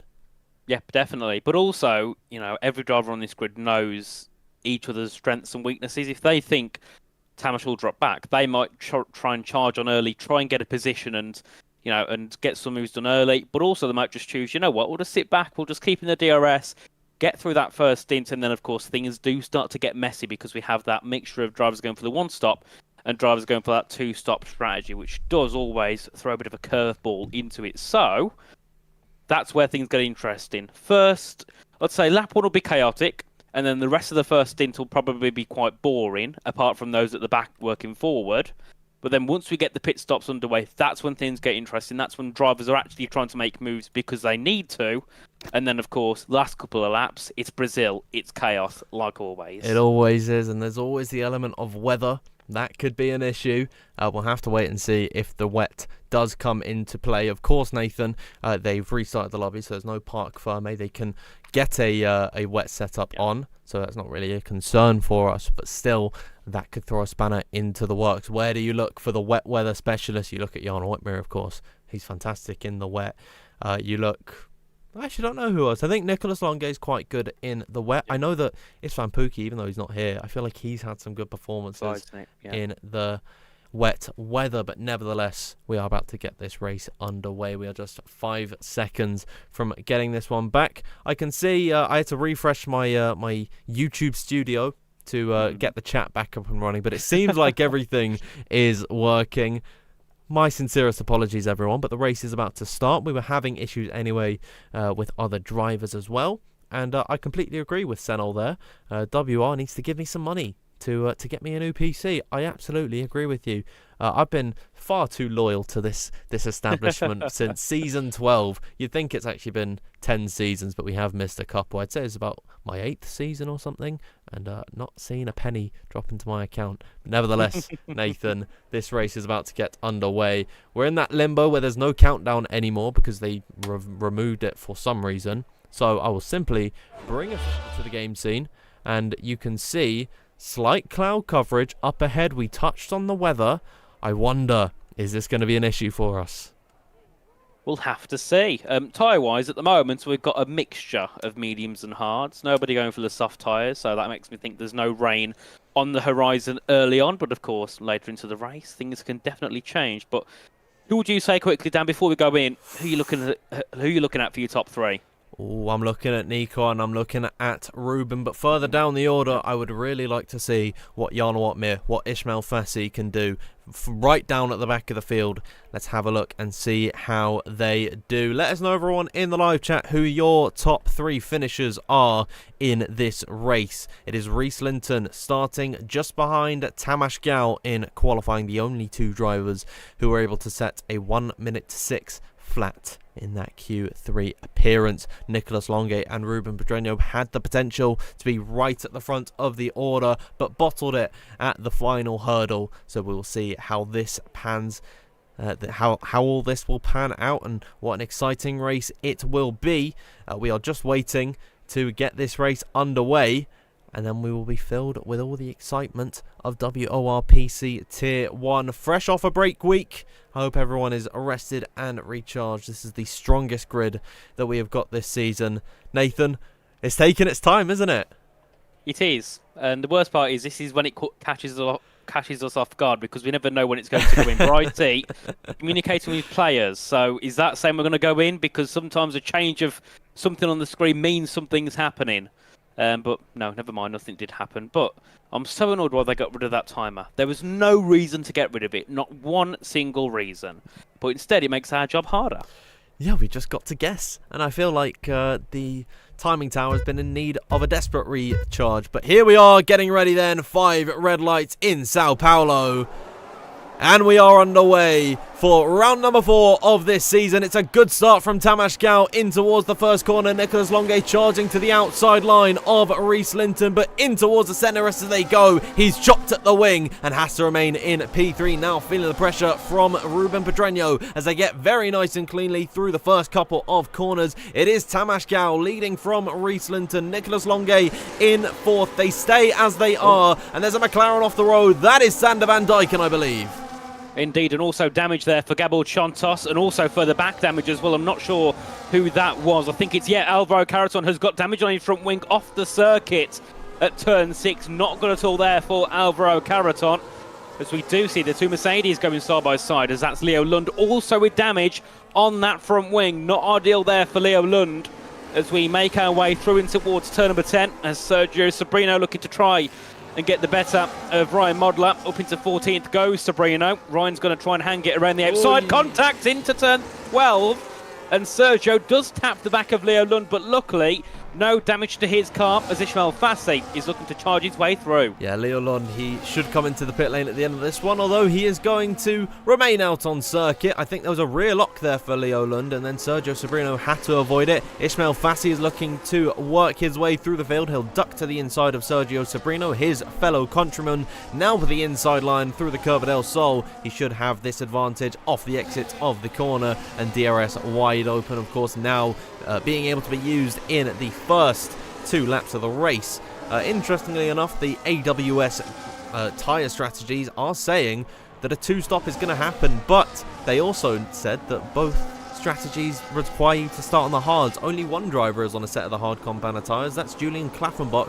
The rest of the field all on a set of the mediums, Nathan. Indeed, Julian going for something a little bit of a different strategy, taking a risk here in this race, and I think the good thing is at least he can stick within a second. We've seen on past games where if you start on a harder compound, you end up dropping outside the DRS and you have a really horrid first stint. But luckily, he has got some DRS. He is on the back of his teammate, Philip Presnader, as Gabor Chontos, even with damage here, he's looking competitive as things go on. As we begin lap 2 of 36, and still it is Tamas Gal that leads ahead of Reese Linton and Nicolas Longue in 3rd. A very good start for our top 3. As we make our way through the first couple of corners, and further back as well, we can see Jarno Opmeer now has got past Ben Shabakonyi, but now stuck in 18th place on those medium tyres. It's been a difficult start for Jarno Opmeer here. A couple of his other compatriots who started down the order. Ismail Fassi has made his way up into 14th position. It's been a very impressive start from him so far. John Evans running in 16th, but Jarno Opmeer really not going anywhere so far. Let's actually have a little look at the detail. You can see the drivers gaining the most positions, and it really has shuffled in that mid-pack. Philip Presnader started this race in 13th position, now finds himself in P8. As Sander van Dijken, he will regain P10, or at least try to, going up the inside through Pico de Pato on Gabor Chontos. No move given there. Very nice bit of defensive driving from Gabor, Nathan, who's also been able to pull up 2 positions. Jack West, he's gone up 4, as has Ismail Fassi. The biggest loser so far, Ben Shabakonyi. Indeed, as we do see Fassi looking to go up 5 places as he's on the back now of Leo Lund into turn number 1. Leo's going to brake late, has a lock up there, like we saw a couple of times so far for the Mercedes. Not been the best start here to Leo Lund's race as Ismail Fassi goes to the outside. Have you spotted something, Dan? No, I'm just looking at the battle. What a move around the outside, Nathan. Indeed, brilliant move there by Fassi to get past Leo Lund, and now can try and set his sights on Jack West. And I've got to say, very surprising for Jarno Watmir, because Ismail Fassi has made 5 spots. Jarno has made, as I say, that 2. Yeah, he's been able to get through on Ryan Modler, although Ryan's not making it very easy for him. Ryan currently 2nd in Tier 2. Jarno Watmir, 3-time WORPC Tier 1 champion, not giving this one up. He's now around the outside through Biko de Pato. If he gets the momentum through here, he'll have the inside for the next long-winded left-hander, and the Flying Dutchman could potentially clear this one now with the inside through Jun Sao. That was great. A great effort there from Ryan Modler, being overtaken by Jarno Watmir. I mean, that has got to be a highlight in itself, being overtaken by arguably the greatest esports driver in history, and now Ryan Modler, unfortunately, will lose another position to Ben Jabakonyi. Welcome to Tier 1, Ryan. It certainly is levels above Tier 2. It certainly is. Big shame for Ryan to lose a couple of spots there on the latest lap, and then we look back up at the front, and still things are looking the same as they have done since lap 1, as Tamas Gal still leads the Grand Prix ahead of Reese Linton, who's also had a very nice start and just tucking up to the rear of Tamas Gal. And then, of course, Julian Klaffenbach as well. Being as he went on those hard tyres, I would have expected him to drop back a little bit more than he actually has. And he could certainly be on for a good position this race if that one-stop strategy can work for him. I presume he'd be going hard-medium here, and I presume everybody on the mediums will be going medium-hard. So, Julian could be in a spot of brilliance later on, and his engineer certainly will be getting a pat on the back if that's the case. Yeah, he's a lone wolf, a bit of a maverick in this one, going for the hard tyre strategy from the get-go. But it is, we'll see how it works out for him. You'd think you'd want to go with the status quo, but it takes a real innovator to do something different. As this race continues on, we are now on lap number 6 of 36. In terms of lap count, this is one of the highest on the calendar. I believe Monaco is the only one that is actually longer than this. This is joint with Austria as well on 36 laps, so plenty of time for moves to be made and battles to be had, and it seems like we've got one shaping up for 14th position. Sergio Sobrino having a little look at the inside of Leo Lund, not quite able to find a gap to slip through in towards turn number 4. I think that's a deceptively hard corner to find an overtake on, because it is at the end of a DRS straight and you can get the run and get the inside line, but it's a very fast corner, and I think unless you're right alongside someone, you really can't make an overtake. No, it just kind of comes at you so quickly, and you haven't got time to really go for a move up the inside. And of course, with it being quite a tight exit as well, very easy to push people off. And of course, doing that in a league race can get you penalties. So you've got to be very careful when looking to pose up for a move into that corner. As I'm just looking to see if anybody's thinking about making an overtake. I don't think anyone is at the moment. Ismail Fassi is closing in on the back of Jack West, but I don't know if it'll be make a move. He's going to burn the battery. He's going to go for a move to go into 12th place as Jack West defends the inside line, locks up. Through goes Ismail Fassi, and Jack West will be a little bit embarrassed, I think, with that one. Yes, another great overtake from Ismail Fassi, forcing his rival into a mistake. Jack West caught with his pants down there. He is now relegated to 13th position in this one. Although he has gained a good few spots in this race, so Jack West will happily sit behind Ismail Fassi, who really has made a name for himself for his exceptional overtakes. It was George giving him the nickname The Artist for his creative overtakes, and I really like the one that he pulled off on, it was either Sergio Sobrino or it was Leo Lund around the outside of the Curva del Sol. That was very creative. But he is a great overtaker. Watch for him later in this race. Currently in P12, on the precipice of a points-paying position, Nathan. Certainly is. So we'll have to see what Fassi can do over the remainder of the race. We have 29 laps to go, and it will be 28 once Tamas Gal kicks us off for lap 8 of 36. There we go. Another lap is underway, and Shanika Clay going for the two-stop, it seems, there. Very early. Nearly went a little bit too quick into the pit lane. Jack West joins him. Leo Lund, Ryan Modler as well, who gets a 10-second penalty. That is not good for Ryan Modler's race, but we have got some two-stops on the cards here, Dan. And to add insult to injury from Ryan Modler, he's double-stacking with Leo Lund taking a front wing. So this race has gone from bad to worse for Ryan Modler. He has got the longest double stack in the world there. A real shame.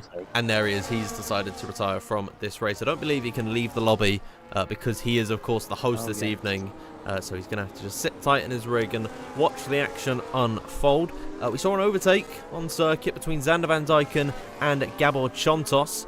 And this was very interesting because Chontos actually lost the DRS to the car in front, which is, of course, Julian Klaffenbach. Now the gap between Xander and Julian is 1.3. So at the minute, Xander Van Dyken not getting any DRS, and this could see a rift begin to form through the rest of the pack, the top 9 as it will be once Shanika Clay, they catch up with him at some point. Here come the two leaders, Tamas Gow and Reese Linton into the box. Lots of two-stops seemingly coming out here, Nathan. Yeah, definitely. Lots of two-stops. As we did see as well, I think it was Sergio Sobrino lose that 1 second to Ismail Fassi. John Evans goes through up into 8th place ahead of Sobrino, and next on the list for Sergio will be Jarno Opmeer to go through.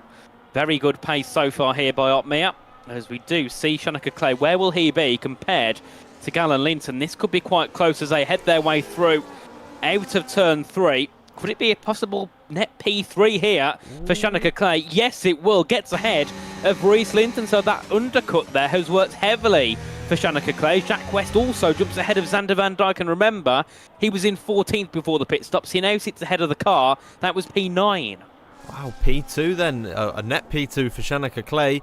Jack West has got the undercut absolutely perfect. You'd imagine Leo Lund with his wing change will be a little bit further down the order, but he's actually ahead of Gabor Chontos, who I would imagine also had his wing changed. So now let's see what the Aston Martin of Nicolas Longe decides to do. He will stay out on circuit, as will Pedreño, as will Hofland, as will Tormala, but Philip Presneder deciding to call it on lap number 8. Either Ferrari, neither of them will come into the pit lane, as will not Jarno Opmeer or Bence Jabot-Conny. So only 2 more stoppers on this lap, Sobrino and Presneder. So we'll have to wait and see if we get any more late 2 stoppers, or if these guys are committed on the 1.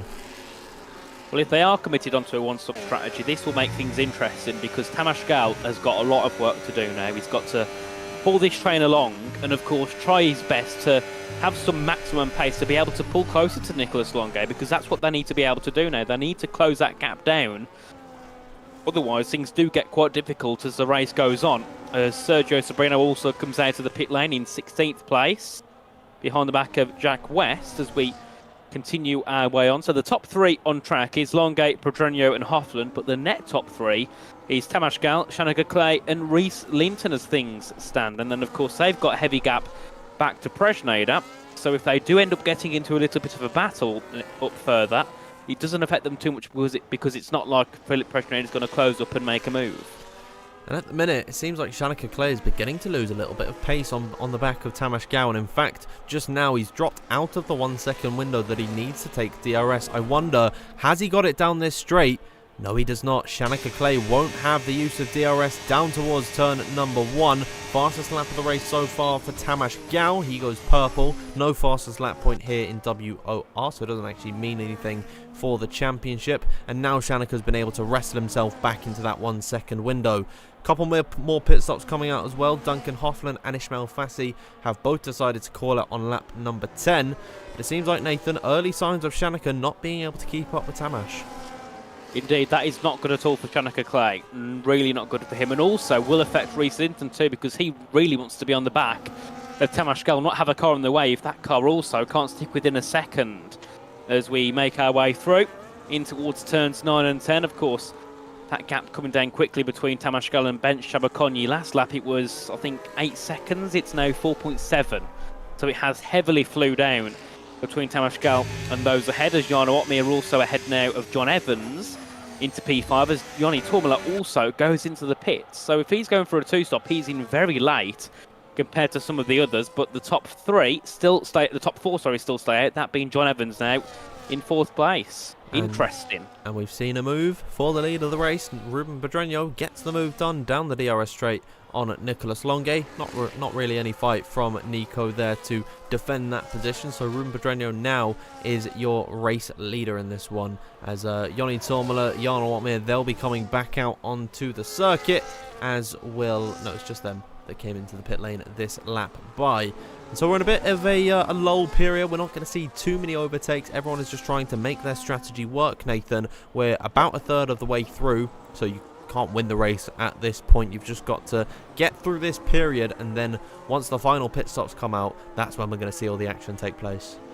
Certainly, as we do see, of course, Ruben stay out once again. Let's see, does he choose to stay out or does he choose to go into the pit lane? I think if they stay out this lap around, they've got to be committed to a one-stop. Never mind, Ruben goes in. Does Nicholas join in? Yes, he does. Does Julian? No, Julian stays out on the hard tyre. What about John Evans? Does he go into the pit lane on lap 13? No, he stays out, but Ben Shabakony does go in. So, John Evans and Julian Klaffenbach stay on the what looks like to be a one-stop strategy. Everybody else, I think here, going for the two-stop, because I don't think that Ruben could get those tyres 24 laps. I think that would be a big ask, as Ismail Fassi takes the fastest lap of the race. Yeah, first sub minute 9 from Ismail Fassi there. Rapid at the minute, down in 13th position. This will be interesting to see where he comes out in regard to Nicolas Longuet. The gap between them, 1.5 seconds. Nicolas Longuet was running in about third position.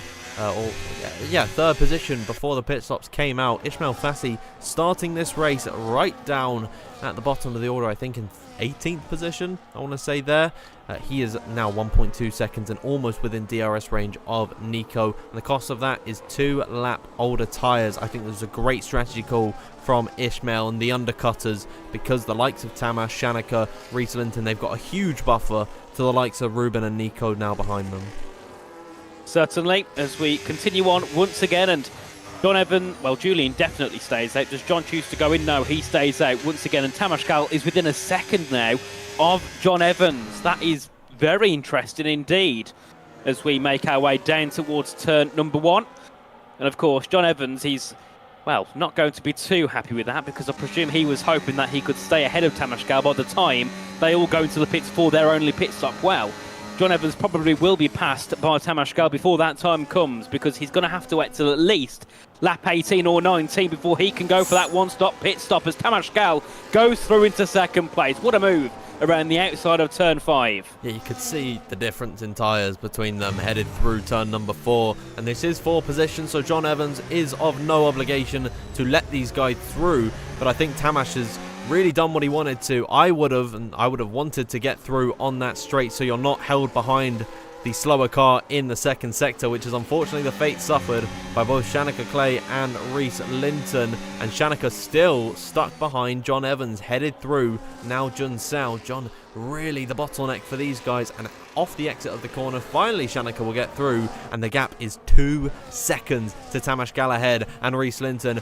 jumping on the opportunity to get through on Shanika Clay, who will feel very hard done by John Evans staying out this long and really holding him up. But no foul there from John Evans. This is 4 position, so he is just going to keep running his race as Leo Lund makes it 2 DNFs for Mercedes. Indeed, a big shame there for Leo Lund to, unfortunately, end this race on lap 15, as Johnny Tormanup does get past Jack West, as Nicholas Longuet looks to get past 2 of them into turn 4. Into P10 goes Nicholas Longuet, of course, looking to make it 4 wins in 4 races. Of course, has had a really good start to the season.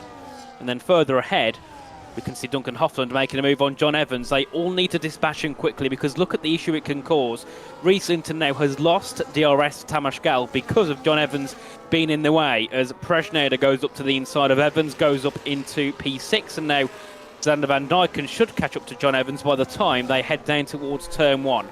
It's a very interesting strategy that John Evans has taken for this one. He will be pitting at around about the halfway point, maybe slightly before, possibly this time by, and then going onto a set of the hards towards the end. He will be coming into the box, so John Evans in for a set of the hards. Now he'll have the undercut on his rivals, and they have of course got to all stop once again, so we will have the track position, but it'll be a very similar situation to what he's in now, where he was just getting swallowed up by the pack.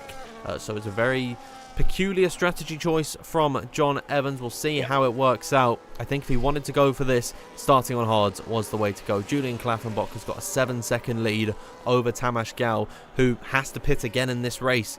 Julian, if he can extend this stint maybe to around about I want to say lap 22 or 23. Yep. That's when about he will be in his pit window to go for a set of the mediums, and then he will possibly take the win of this race. I think Julian Klappenbach could be on the best strategy here. Definitely. Looks really strong, does Julian. Just needs to keep it now for another 6 laps, and he can go into the pits onto a set of the medium tyres and go all the way to the end. But of course, Tamas is trying to put his foot down, looking to try and press closer to Julian. The gap now 6.3 between the top two as they head on to lap 17 of 36. So we'll look at this time next lap to see how much Tamas Gal can gain on Julian, as Ruben Pedranio goes up ahead of Philip Prejnader, jumps up into P6, as we do see as well Nicholas Longay looking to make an overtake, goes up into 7th place ahead of Prejnader as well, and then Joni Tourmala goes ahead of Xander Van Dijken up into P9 for Joni Tourmala.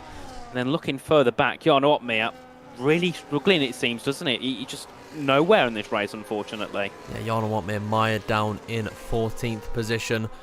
I really like the strategy that Ruben Pedranio and Nicholas Longay are on. They have not lost too much time to the likes of Tamas, Rees, Shanika, and they're on much fresher tyres. The difference between Ruben Pedranio and Shanika Clay is 5 laps, and on the F125 game, that feels like a lifetime when it comes to tyre delta. So I really like what Pedranio and Longay are on at the minute. They are closing to the back of Duncan Hoffman and very close to the front of the DRS train, currently headed by the net race leader once Julian Klappenbach comes into the pit lane in Tamas Gal, who is closing that gap. Last time we checked in, Nathan, it was about 6.3. Now it's 5.5. So Tamas Gal really is picking up the pace. He's on much fresher tyres than Julian Klappenbach, who's been on this set since the very beginning of this race. And it'll be very interesting to see if they can catch up before Klappenbach's in his pit window. Indeed, and the gap, yep. So that was 8/10 on the last lap that Tamas Gal took out of Julian Klappenbach. So going to be close once we get to that pit window, probably around lap 22. I mean, if Tamas thinks he's not going to catch up to Julian in time, he might just go a little bit earlier, because he can go to hards again and comfortably make it to the end. He could pit now and get to the end on hards, whereas Julian, he's got to go mediums or softs, and I presume the strategy will be a medium. So he's got to go to at least lap 22 or 23 before he can get to the end comfortably on his set of tyres. So it's all about how quickly Tamas Gal catches up. If he catches up, quickly, he can pit whenever he needs to. But if he doesn't think he will, then he needs to pit that lap or two early, get an undercut on Julian, because of course in those first 5 or 6 laps, Julian will be quicker because of his tyres. So could certainly be an interesting ending. But I've noticed as well, Rees Linton now comfortably within that 1 second gap of Tamas Gal, so he can also continue on. And yes, everyone behind now in a very comfortable position, most of them within DRS. Hoffman's got a run off the exit of Curva del Sol. He's on the battery, now opening up the DRS and following on the wheel tracks of Shanika Clay. Shanika will not want to give this one up. Headed in towards turn number 4. Duncan Hoffman will try to get him on the exit. Shanika driving defensively and then gets a slide off of turn number 4. Now here comes Duncan Hoffman up the hill and in towards Ferragura. Will slot back in line with Shanika Clay. Duncan really does have the pace over the Red Bull driver. He just can't quite find the gap this time by. Nice placement from Shanika to defend from Duncan, who I really did think had a good opportunity to get through, but all this battling does is just push them back the way of Ruben Pedranio and Nicholas Longay. And still, even though Hoffman pitted later than the likes of Gal, Linton and Clay, he's still got 2 lap older tyres than Ruben Pedranio and Nicholas Longay in behind. So will Duncan Hoffman try for a move or look in his wing mirrors at Ruben Pedranio? Let's see what happens here. Back down to turn 1. Nobody making a move this time around, apart from further back. Joni Tourmala goes ahead of Philip Prejnader, jumps up into 8th place as they make their way into turn 1 once again. And Ruben closing in on the back of Duncan, but Duncan also closing once again onto the back of Shanika Clay. Let's see if anybody goes for a move into turn 4. As we do see Ruben pushing a little bit there. Into the braking zone they go, but nobody quite got the exit. They would want a massive slide there from Pedranio, and that certainly is going to lose him some time and potentially bring Nicholas Longay a little bit closer and into the equation as they head in towards turn 8 once again. And Ruben was looking for a dummy send there on Duncan, who goes deep, but that is not enough for Ruben to get the better of the Dutchman and go up into 5th place, still in 6th. He's like a wiry Dachshund on the back of Duncan Hoffman, itching to get through, trying to squeeze his long and short body through on Duncan Hoffman as they head through Junsao once more. I think Junsao is actually this corner here, so I always get that one wrong. I always think it's the final braking zone, but no, they're actually headed through it now. Ruben Pedreño, though, really tried for that move. He was slow in, fast out through turn number 4. There goes Reese Linton ahead of Tamas Gal, deciding he wants to lead the train for the time being. The gap to Klaffenbach ahead has come down to 2.5 seconds, so these guys really are beginning to catch to the back.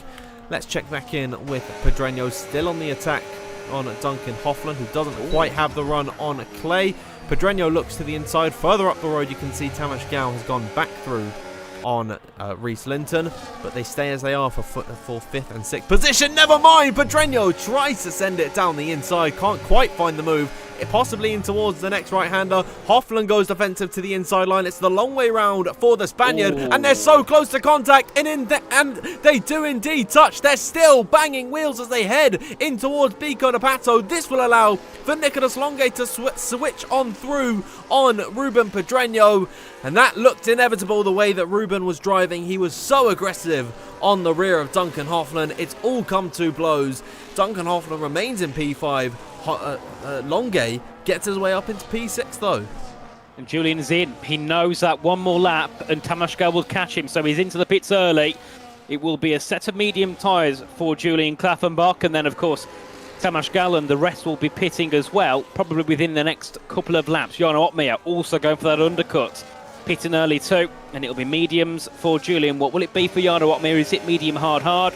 Yes, it is onto hard tyres there for Jarno Opmeer as Sergio Sobrino gets ahead of Jack West and Nicolas Longue, and Duncan Hoffman come to blows at turn 4. And they're doing all this battling. They're still side by side off the exit, and Duncan Hoffman remains in that P4 position now. But look at the time loss. They're 1.1 seconds to the rear of Shanika Clay. All this fighting is doing no one, absolutely no one, any good.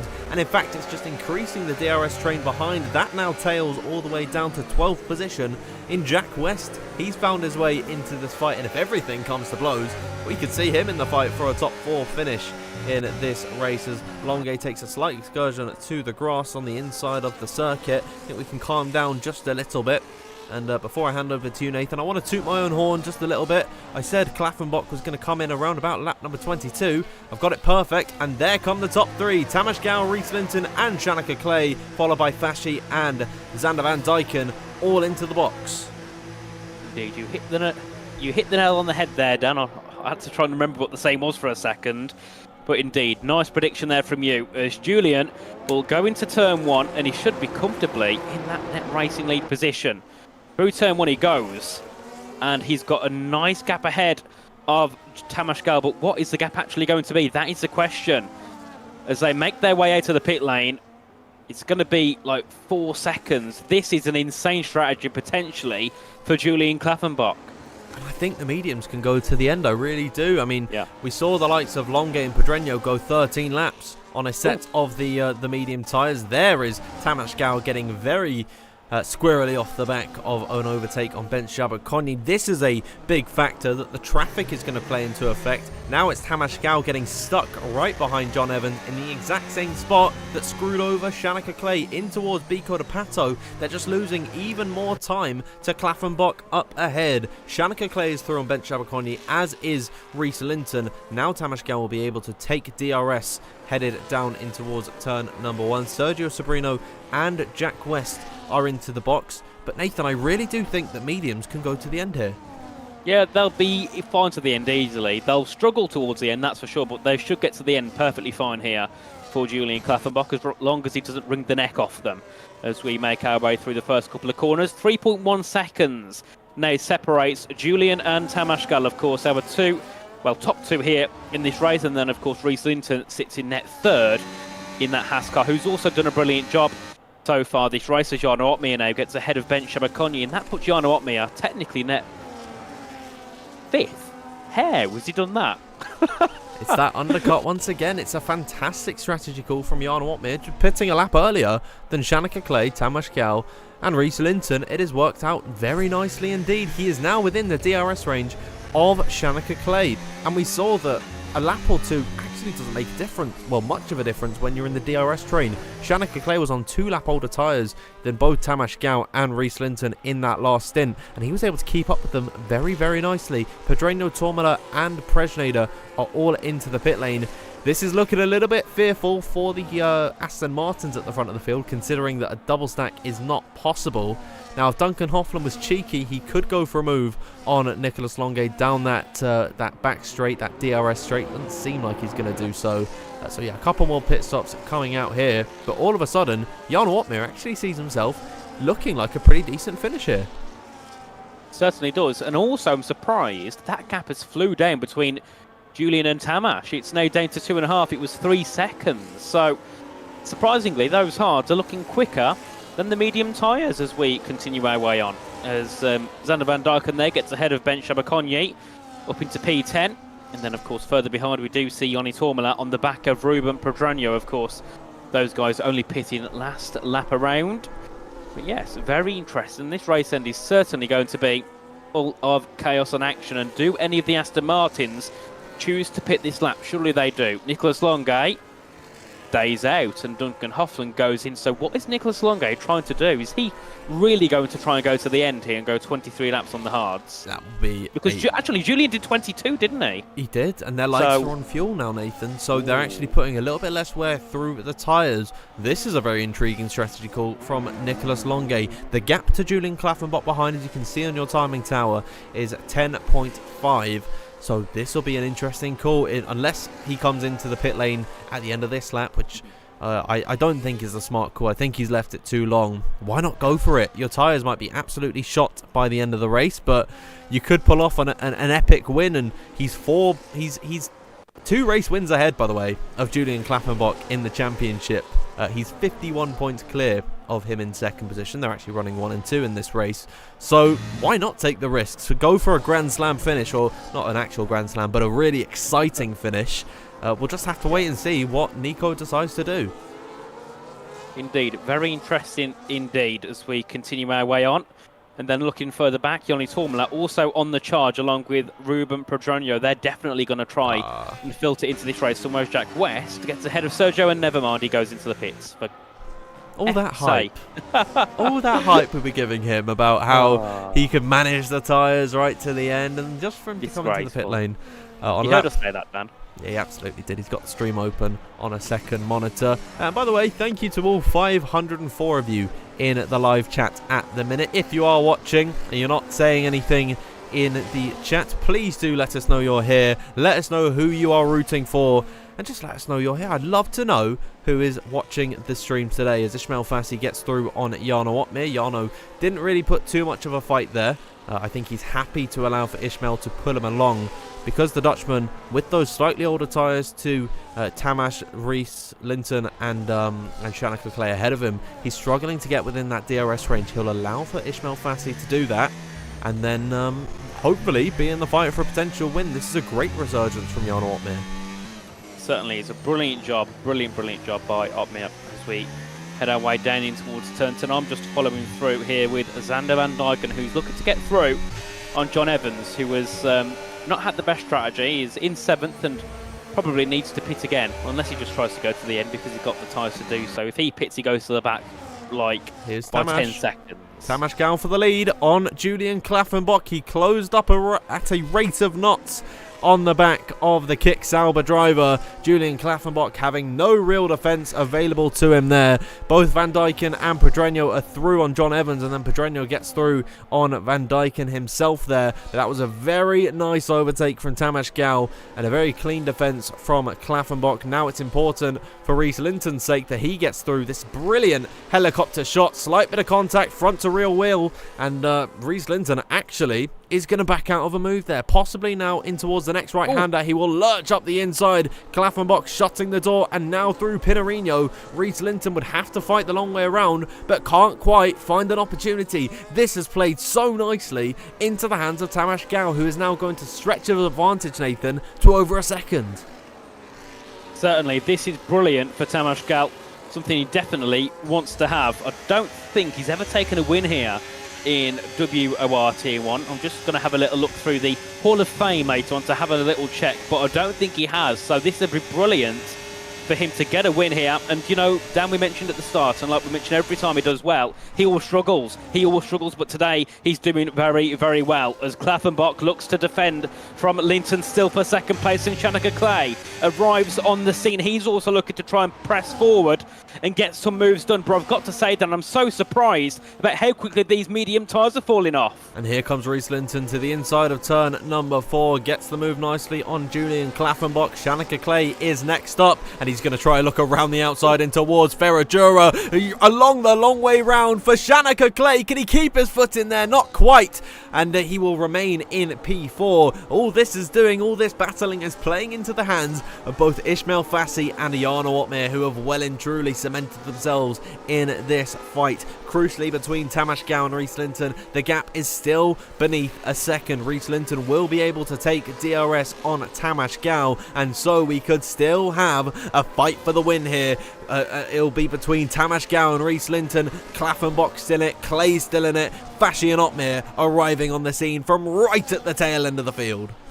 They certainly are, as we do also see some moves further back as well. Longe ahead of Presnader, he's one to keep an eye on. Same for Duncan Hofland, looking to go ahead of Joni Tormela, and does jump ahead of the Finnish driver and jumps up into 9th place. And then we'd also see as well Ishmael Fassi on the charge too, looking to make a move ahead of Shanika Clay, who's also looking to try and jump ahead of Julian Klaffenbach, but can't quite get ahead through into turn 4.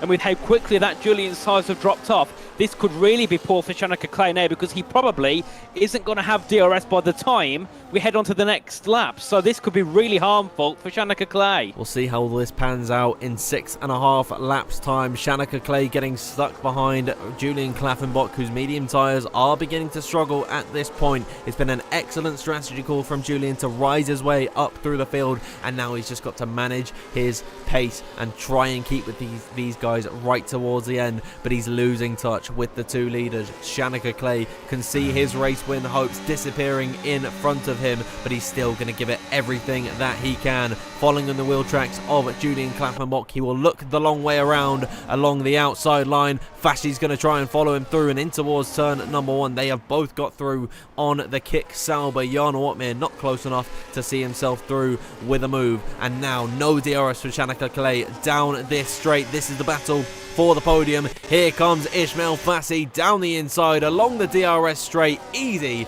as you like for the Ferrari driver. An excellent move from him there. He has come from 18th place on the grid, Nathan, and now Jana Ottmar trying to find his way through on Klaffenbach. Oh, Julian didn't really fight that one too much, because Jana was like, well, I'm going for it, so the move will probably be hit heading through there. And Jana up into 5th place, a brilliant move from the Flying Dutchman. And I was saying about 10 laps ago, he's not having the best race. Well, you know, take the words out of my mouth. He's done a brilliant job as all. My, what a send from Ruben. That was a little bit overzealous, I think, from the Williams. I think argy-bargy is the way to describe that move there. He really wanted to put that Williams in a very tight and very much so closing gap, but he found his way through. Rubbing is racing, as they say. So, I mean, no one got any damage from that. I'd say it's fair game from Ruben Pedreño there.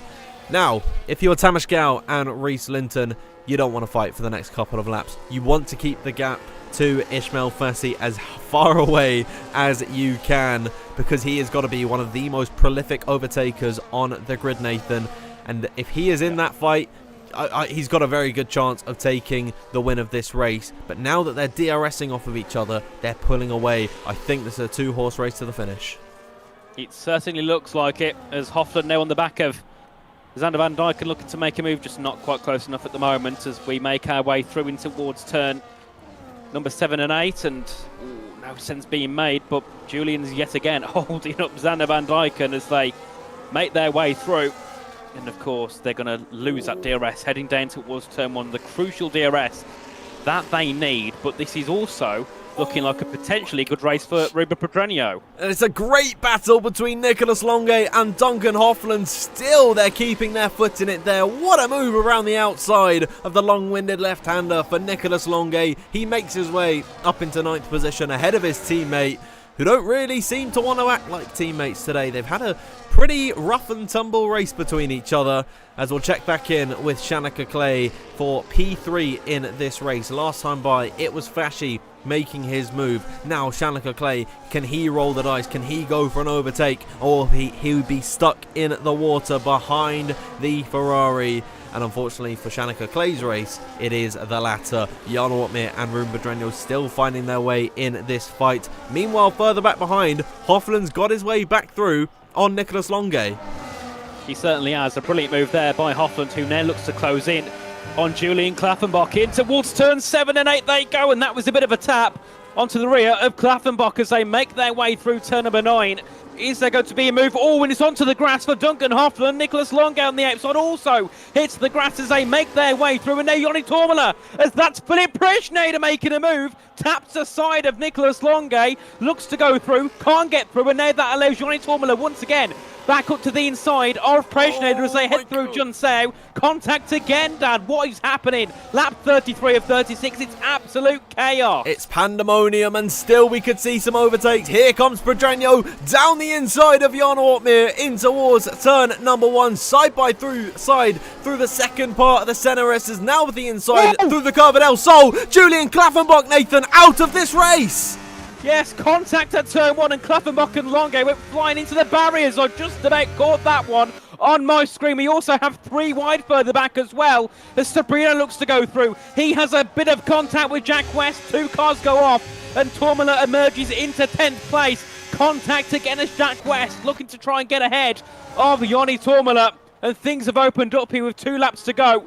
These two are glued together into turn number 8. So let's see what happens into turn 9. Off the track goes Tormala. Oh my goodness, he's trying to still squeeze his way through. Jack West giving him no room whatsoever. They're locking tyres, and Joni Tormala into the wall. He's completely lost it, and he is out of this race in an emphatic fashion. Contact with Jack West. They were stuck to each other. And that is a real shame. I think this race was fantastic up until this point, Nathan. They've let their hair down at the exact wrong time. The race standards gone out the window completely. Racecraft, what is that anymore? And that's another piece of contact. We have now lost 6 drivers from this race. We're still 2 laps from the end. That was poor racing from both Jack West and Joni Tormala. I'm not afraid to call them out for it. No, I can't believe what I've just seen. That's safe to say is Longuet won't make it for him, as he unfortunately will retire from this race. Interesting, safe to say. Stewards going to be very busy, I think, Dan. Yeah, I do feel for the stewards. Certainly tonight, certainly most race weekends, but it really has kicked off in all the wrong ways here in WOR. Real shame that it has ended out this way. We've seen 2 crashes together in the last 2 laps, and I hope that the final run of things isn't as chaotic. Let's have a look at the leaders. Tamas Gow and Reese Linton have, funnily enough, been the quietest drivers in the last couple of laps. They've just been DRSing off each other and pulling away from Ismail Fassi, but now the gloves are off. Here comes Reese Linton. This is for the race win, as down in towards turn number 1, Tamas Gow sent the defensive move. Reese Linton went deeper and takes the lead of the race on the final lap of the Grand Prix. Now it is up to Tamas Gow to try and find the move, but he's just not got anything in the tank, although Reese Linton letting him back through. Huh? Letting him through. Interesting. Heading up to the line. He does, doesn't he, Nathan? He certainly does. So Tamas Gow still in that leading spot, Dan, but this is certainly going to get very interesting. Of course, there's always that chance that Tamas Gow might back out at some point to try and get some DRS. I'm a bit nervous for how this one is going to pan out. We are in the second sector for the final time in this race. Shanika Clay, keep an eye on him, DRSing off of Ismail Fassi up towards the line. But let's have a look at Reese Linton. He's following in the wheel tracks of Tamas Gow. He's got to get the perfect exit to really send the move up towards the line. And I think Tamas Gow, he's all out of sorts. He's feeling the pressure from Reese Linton in behind. 0.4 of a second is the gap off the exit of the final corner. Now DRS wide open. Reese Linton's left it too little, too late, and up towards the line. It is Tamas Gow converting pole position to a win here. He becomes our 2nd winner of the season. Reese Linton manages to finish in P2, and it's Ismail Fassi holding off Shanika Clay for P3. how things could have been different if Reese Linton didn't let Tamas Gal back through. He might have bottled that one. We will never know. But one thing we do know for sure, Nathan, is that Tamas Gal finally gets his win here in WOR. He does. And I'm not biased. Never have been, never will be. But I've got to say, that makes me very happy because I've known Tamas for about 3 years now and consistently struggles under pressure, consistently struggles in the race. But today, it's paid off and he can take a race win. Pole to win for Tamas Gal. His first win here in WOR, and one of his first wins, I think, in top flight league racing on a whole. So brilliant for him to finish ahead of Reese Linton, who also driven an impeccable race in the Haas in second. And Ismail Fassi, is there any words, Dan? 18th to 3rd. Great race, honestly. Ismail Fassi, take a bow on the podium. But I think you're absolutely well within your rights to be proud of Tamas Gal here. You know, we all have our secret favourites, and it's okay to be proud of Tamas because he is one driver that we see week in, week out. And Nathan, we're in an age where attendance, at least in these top flight races, are treated as not a luxury, not a privilege to be here. You know, the drivers, they turn up when they want, really. And there are so many drivers lower down that would kill to be in their position. For some reason, I'm not going to get to see the race results. So, unfortunately, we're not going to get a run through of our top 3. That's the most important thing in this one. But yeah, these drivers, they turn up when they want, and I feel like Tamas Gal is always here, always competing. Yes, and... Sorry, Dan, carry on. No, that's okay. I'm pretty much finished. I'm just saying how much of a wonderful thing that you know, they're here week in, week out. So yeah, well done, Tamas Gal. We hopefully get to talk to him in the interview room. Hopefully, and I'm just looking in the T1 chat. Things are starting to get interesting. A couple of drivers making a few comments. Even Luke saying, "Poor Yoni Tormala." Dear me. Yeah. Oh my. It was certainly a tough race towards the end, and I'd like to bring a comment in the live chat to our attention, Nathan, from Senol saying, "I don't know why the commentators are full of joy. I've never seen a dirty race in a long time. I haven't seen a dirty race in a long time." Were we not calling that out? Were we not saying we were disappointed? Were we not saying it was a great race up until that point? We were, okay? I mean, if I'm honest, I still don't have... Well, I have an issue with it from a viewer's point of... You know, from a spectator's point of view. But as a commentator, I love it because it's action. That's what I'm doing this for. Action, chaos, drama. So, I will be happy when stuff like this happens in the moment. Of course, afterwards you think, oh, what a idiot he was, or you know, whatever. But in the moment, you're going to be full of adrenaline. So, sorry for my little rant there, Dan, but I just wanted to get my point across. But we have got our top 2 in the interview room, so shall we drag them up? Let's bring in Reese Linton first. Oh, we'll bring in both of them. We'll talk to Reese Linton first. Reese, first and foremost, how you doing tonight? I'm doing all right. You? Yeah, no, I'm great. After watching yours and Tamash's battle right to the end, I mean, not so much the battle behind. I'm sure you can see from the Discord chat that it's kicking off a little bit. But from your point of view, qualifying, you were just about 300ths off of pole. Was there anything left in that lap to take it from Tamash? I think that was a little bit, yeah, but I'm not too unhappy with it because I didn't do too much practice enough. I wasn't great at this track in PSGL, so I'm happy to get front row. So yeah, and coming into this race, I mean, you were right at the front with Tamash, really from start to finish, and on the final lap, you overtook him in towards turn number 1, but led him back through. What was the call there from you to let Tamash back through? Tamas had pushed the whole race to give us the gap to the guys in behind, so we could get the 1-2. So I was told to give it back to let him have his win because he pushed it hard. A little bit of sportsmanship. We were thinking that it was to get the win. Yeah, some grey rules here from you, maybe. Who knows? But yeah, it's good to see a little bit of sportsmanship. We were thinking that you were going through or letting him through to then get the position on the final straight. But no, that is really lovely to see. So I'd imagine you two in a Discord call having a little chat together and all that. So yeah, really well done from you. Of course, you've given up the win today for Tamash. Do you feel that win coming though for yourself? Hopefully, yeah. I mean, there's a couple good tracks coming for me, so that's the goal. Well, I'm really looking forward to seeing you back here in the interview room. That's all from me. Nathan, anything you want to say to Reese here? No questions, but once again, Reese, brilliant job. Congratulations on the P2 in the race, and hopefully we'll see more of you as the season goes on. Thank you. Thank you to Reese Linton joining us in the commentary box. We will move on from him, our second place finisher. He was better than everyone in this race, aside from one. Tamas Gao, your race winner. Tamas, how are you today? Good. I'm feeling good. You? Oh, well, we are feeling great. Once again, after seeing that battle and that teamwork between yourself and Reese. Let's talk about your qualifying first. Of course, you are always fantastic, it seems like, over 1 lap pace. Is Brazil a track you're particularly confident at in qualifying? I always really liked the track. I always felt very good on the track. I always felt, just on the pace straight away whenever I started to practice. So I knew it was going to be a good track for me. Also in esports, I got Q3 on this track, so I knew that it was gonna. I knew that it was gonna be good, but I didn't think that I'm gonna get pole first. Yeah.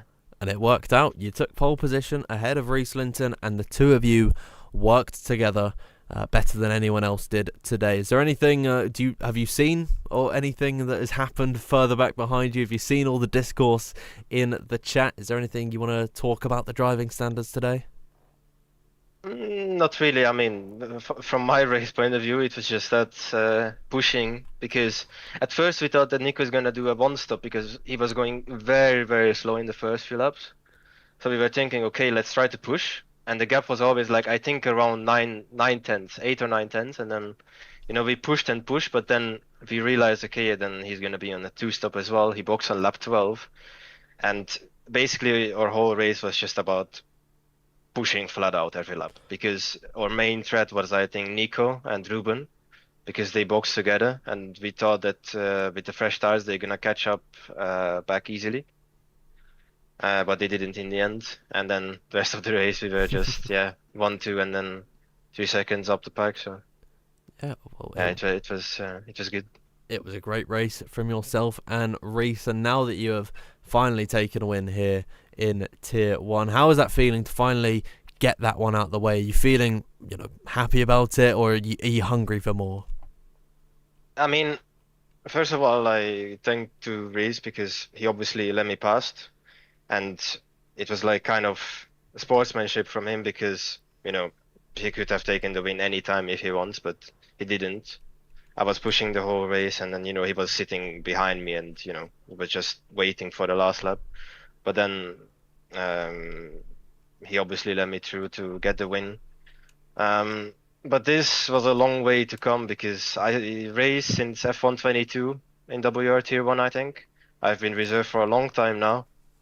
And, I got a lot of pole positions. I was very close to podiums, but I always had some racing issues, or just not quick enough in the race compared to these guys. Because I know from last year as well in esports, and just overall in the past few years, that my race pace hasn't been that good compared to the others, like, who are in the top 5 of F1 esports, Jarno, Freddy, these kind of guys. I knew that I need to improve a lot to beat them.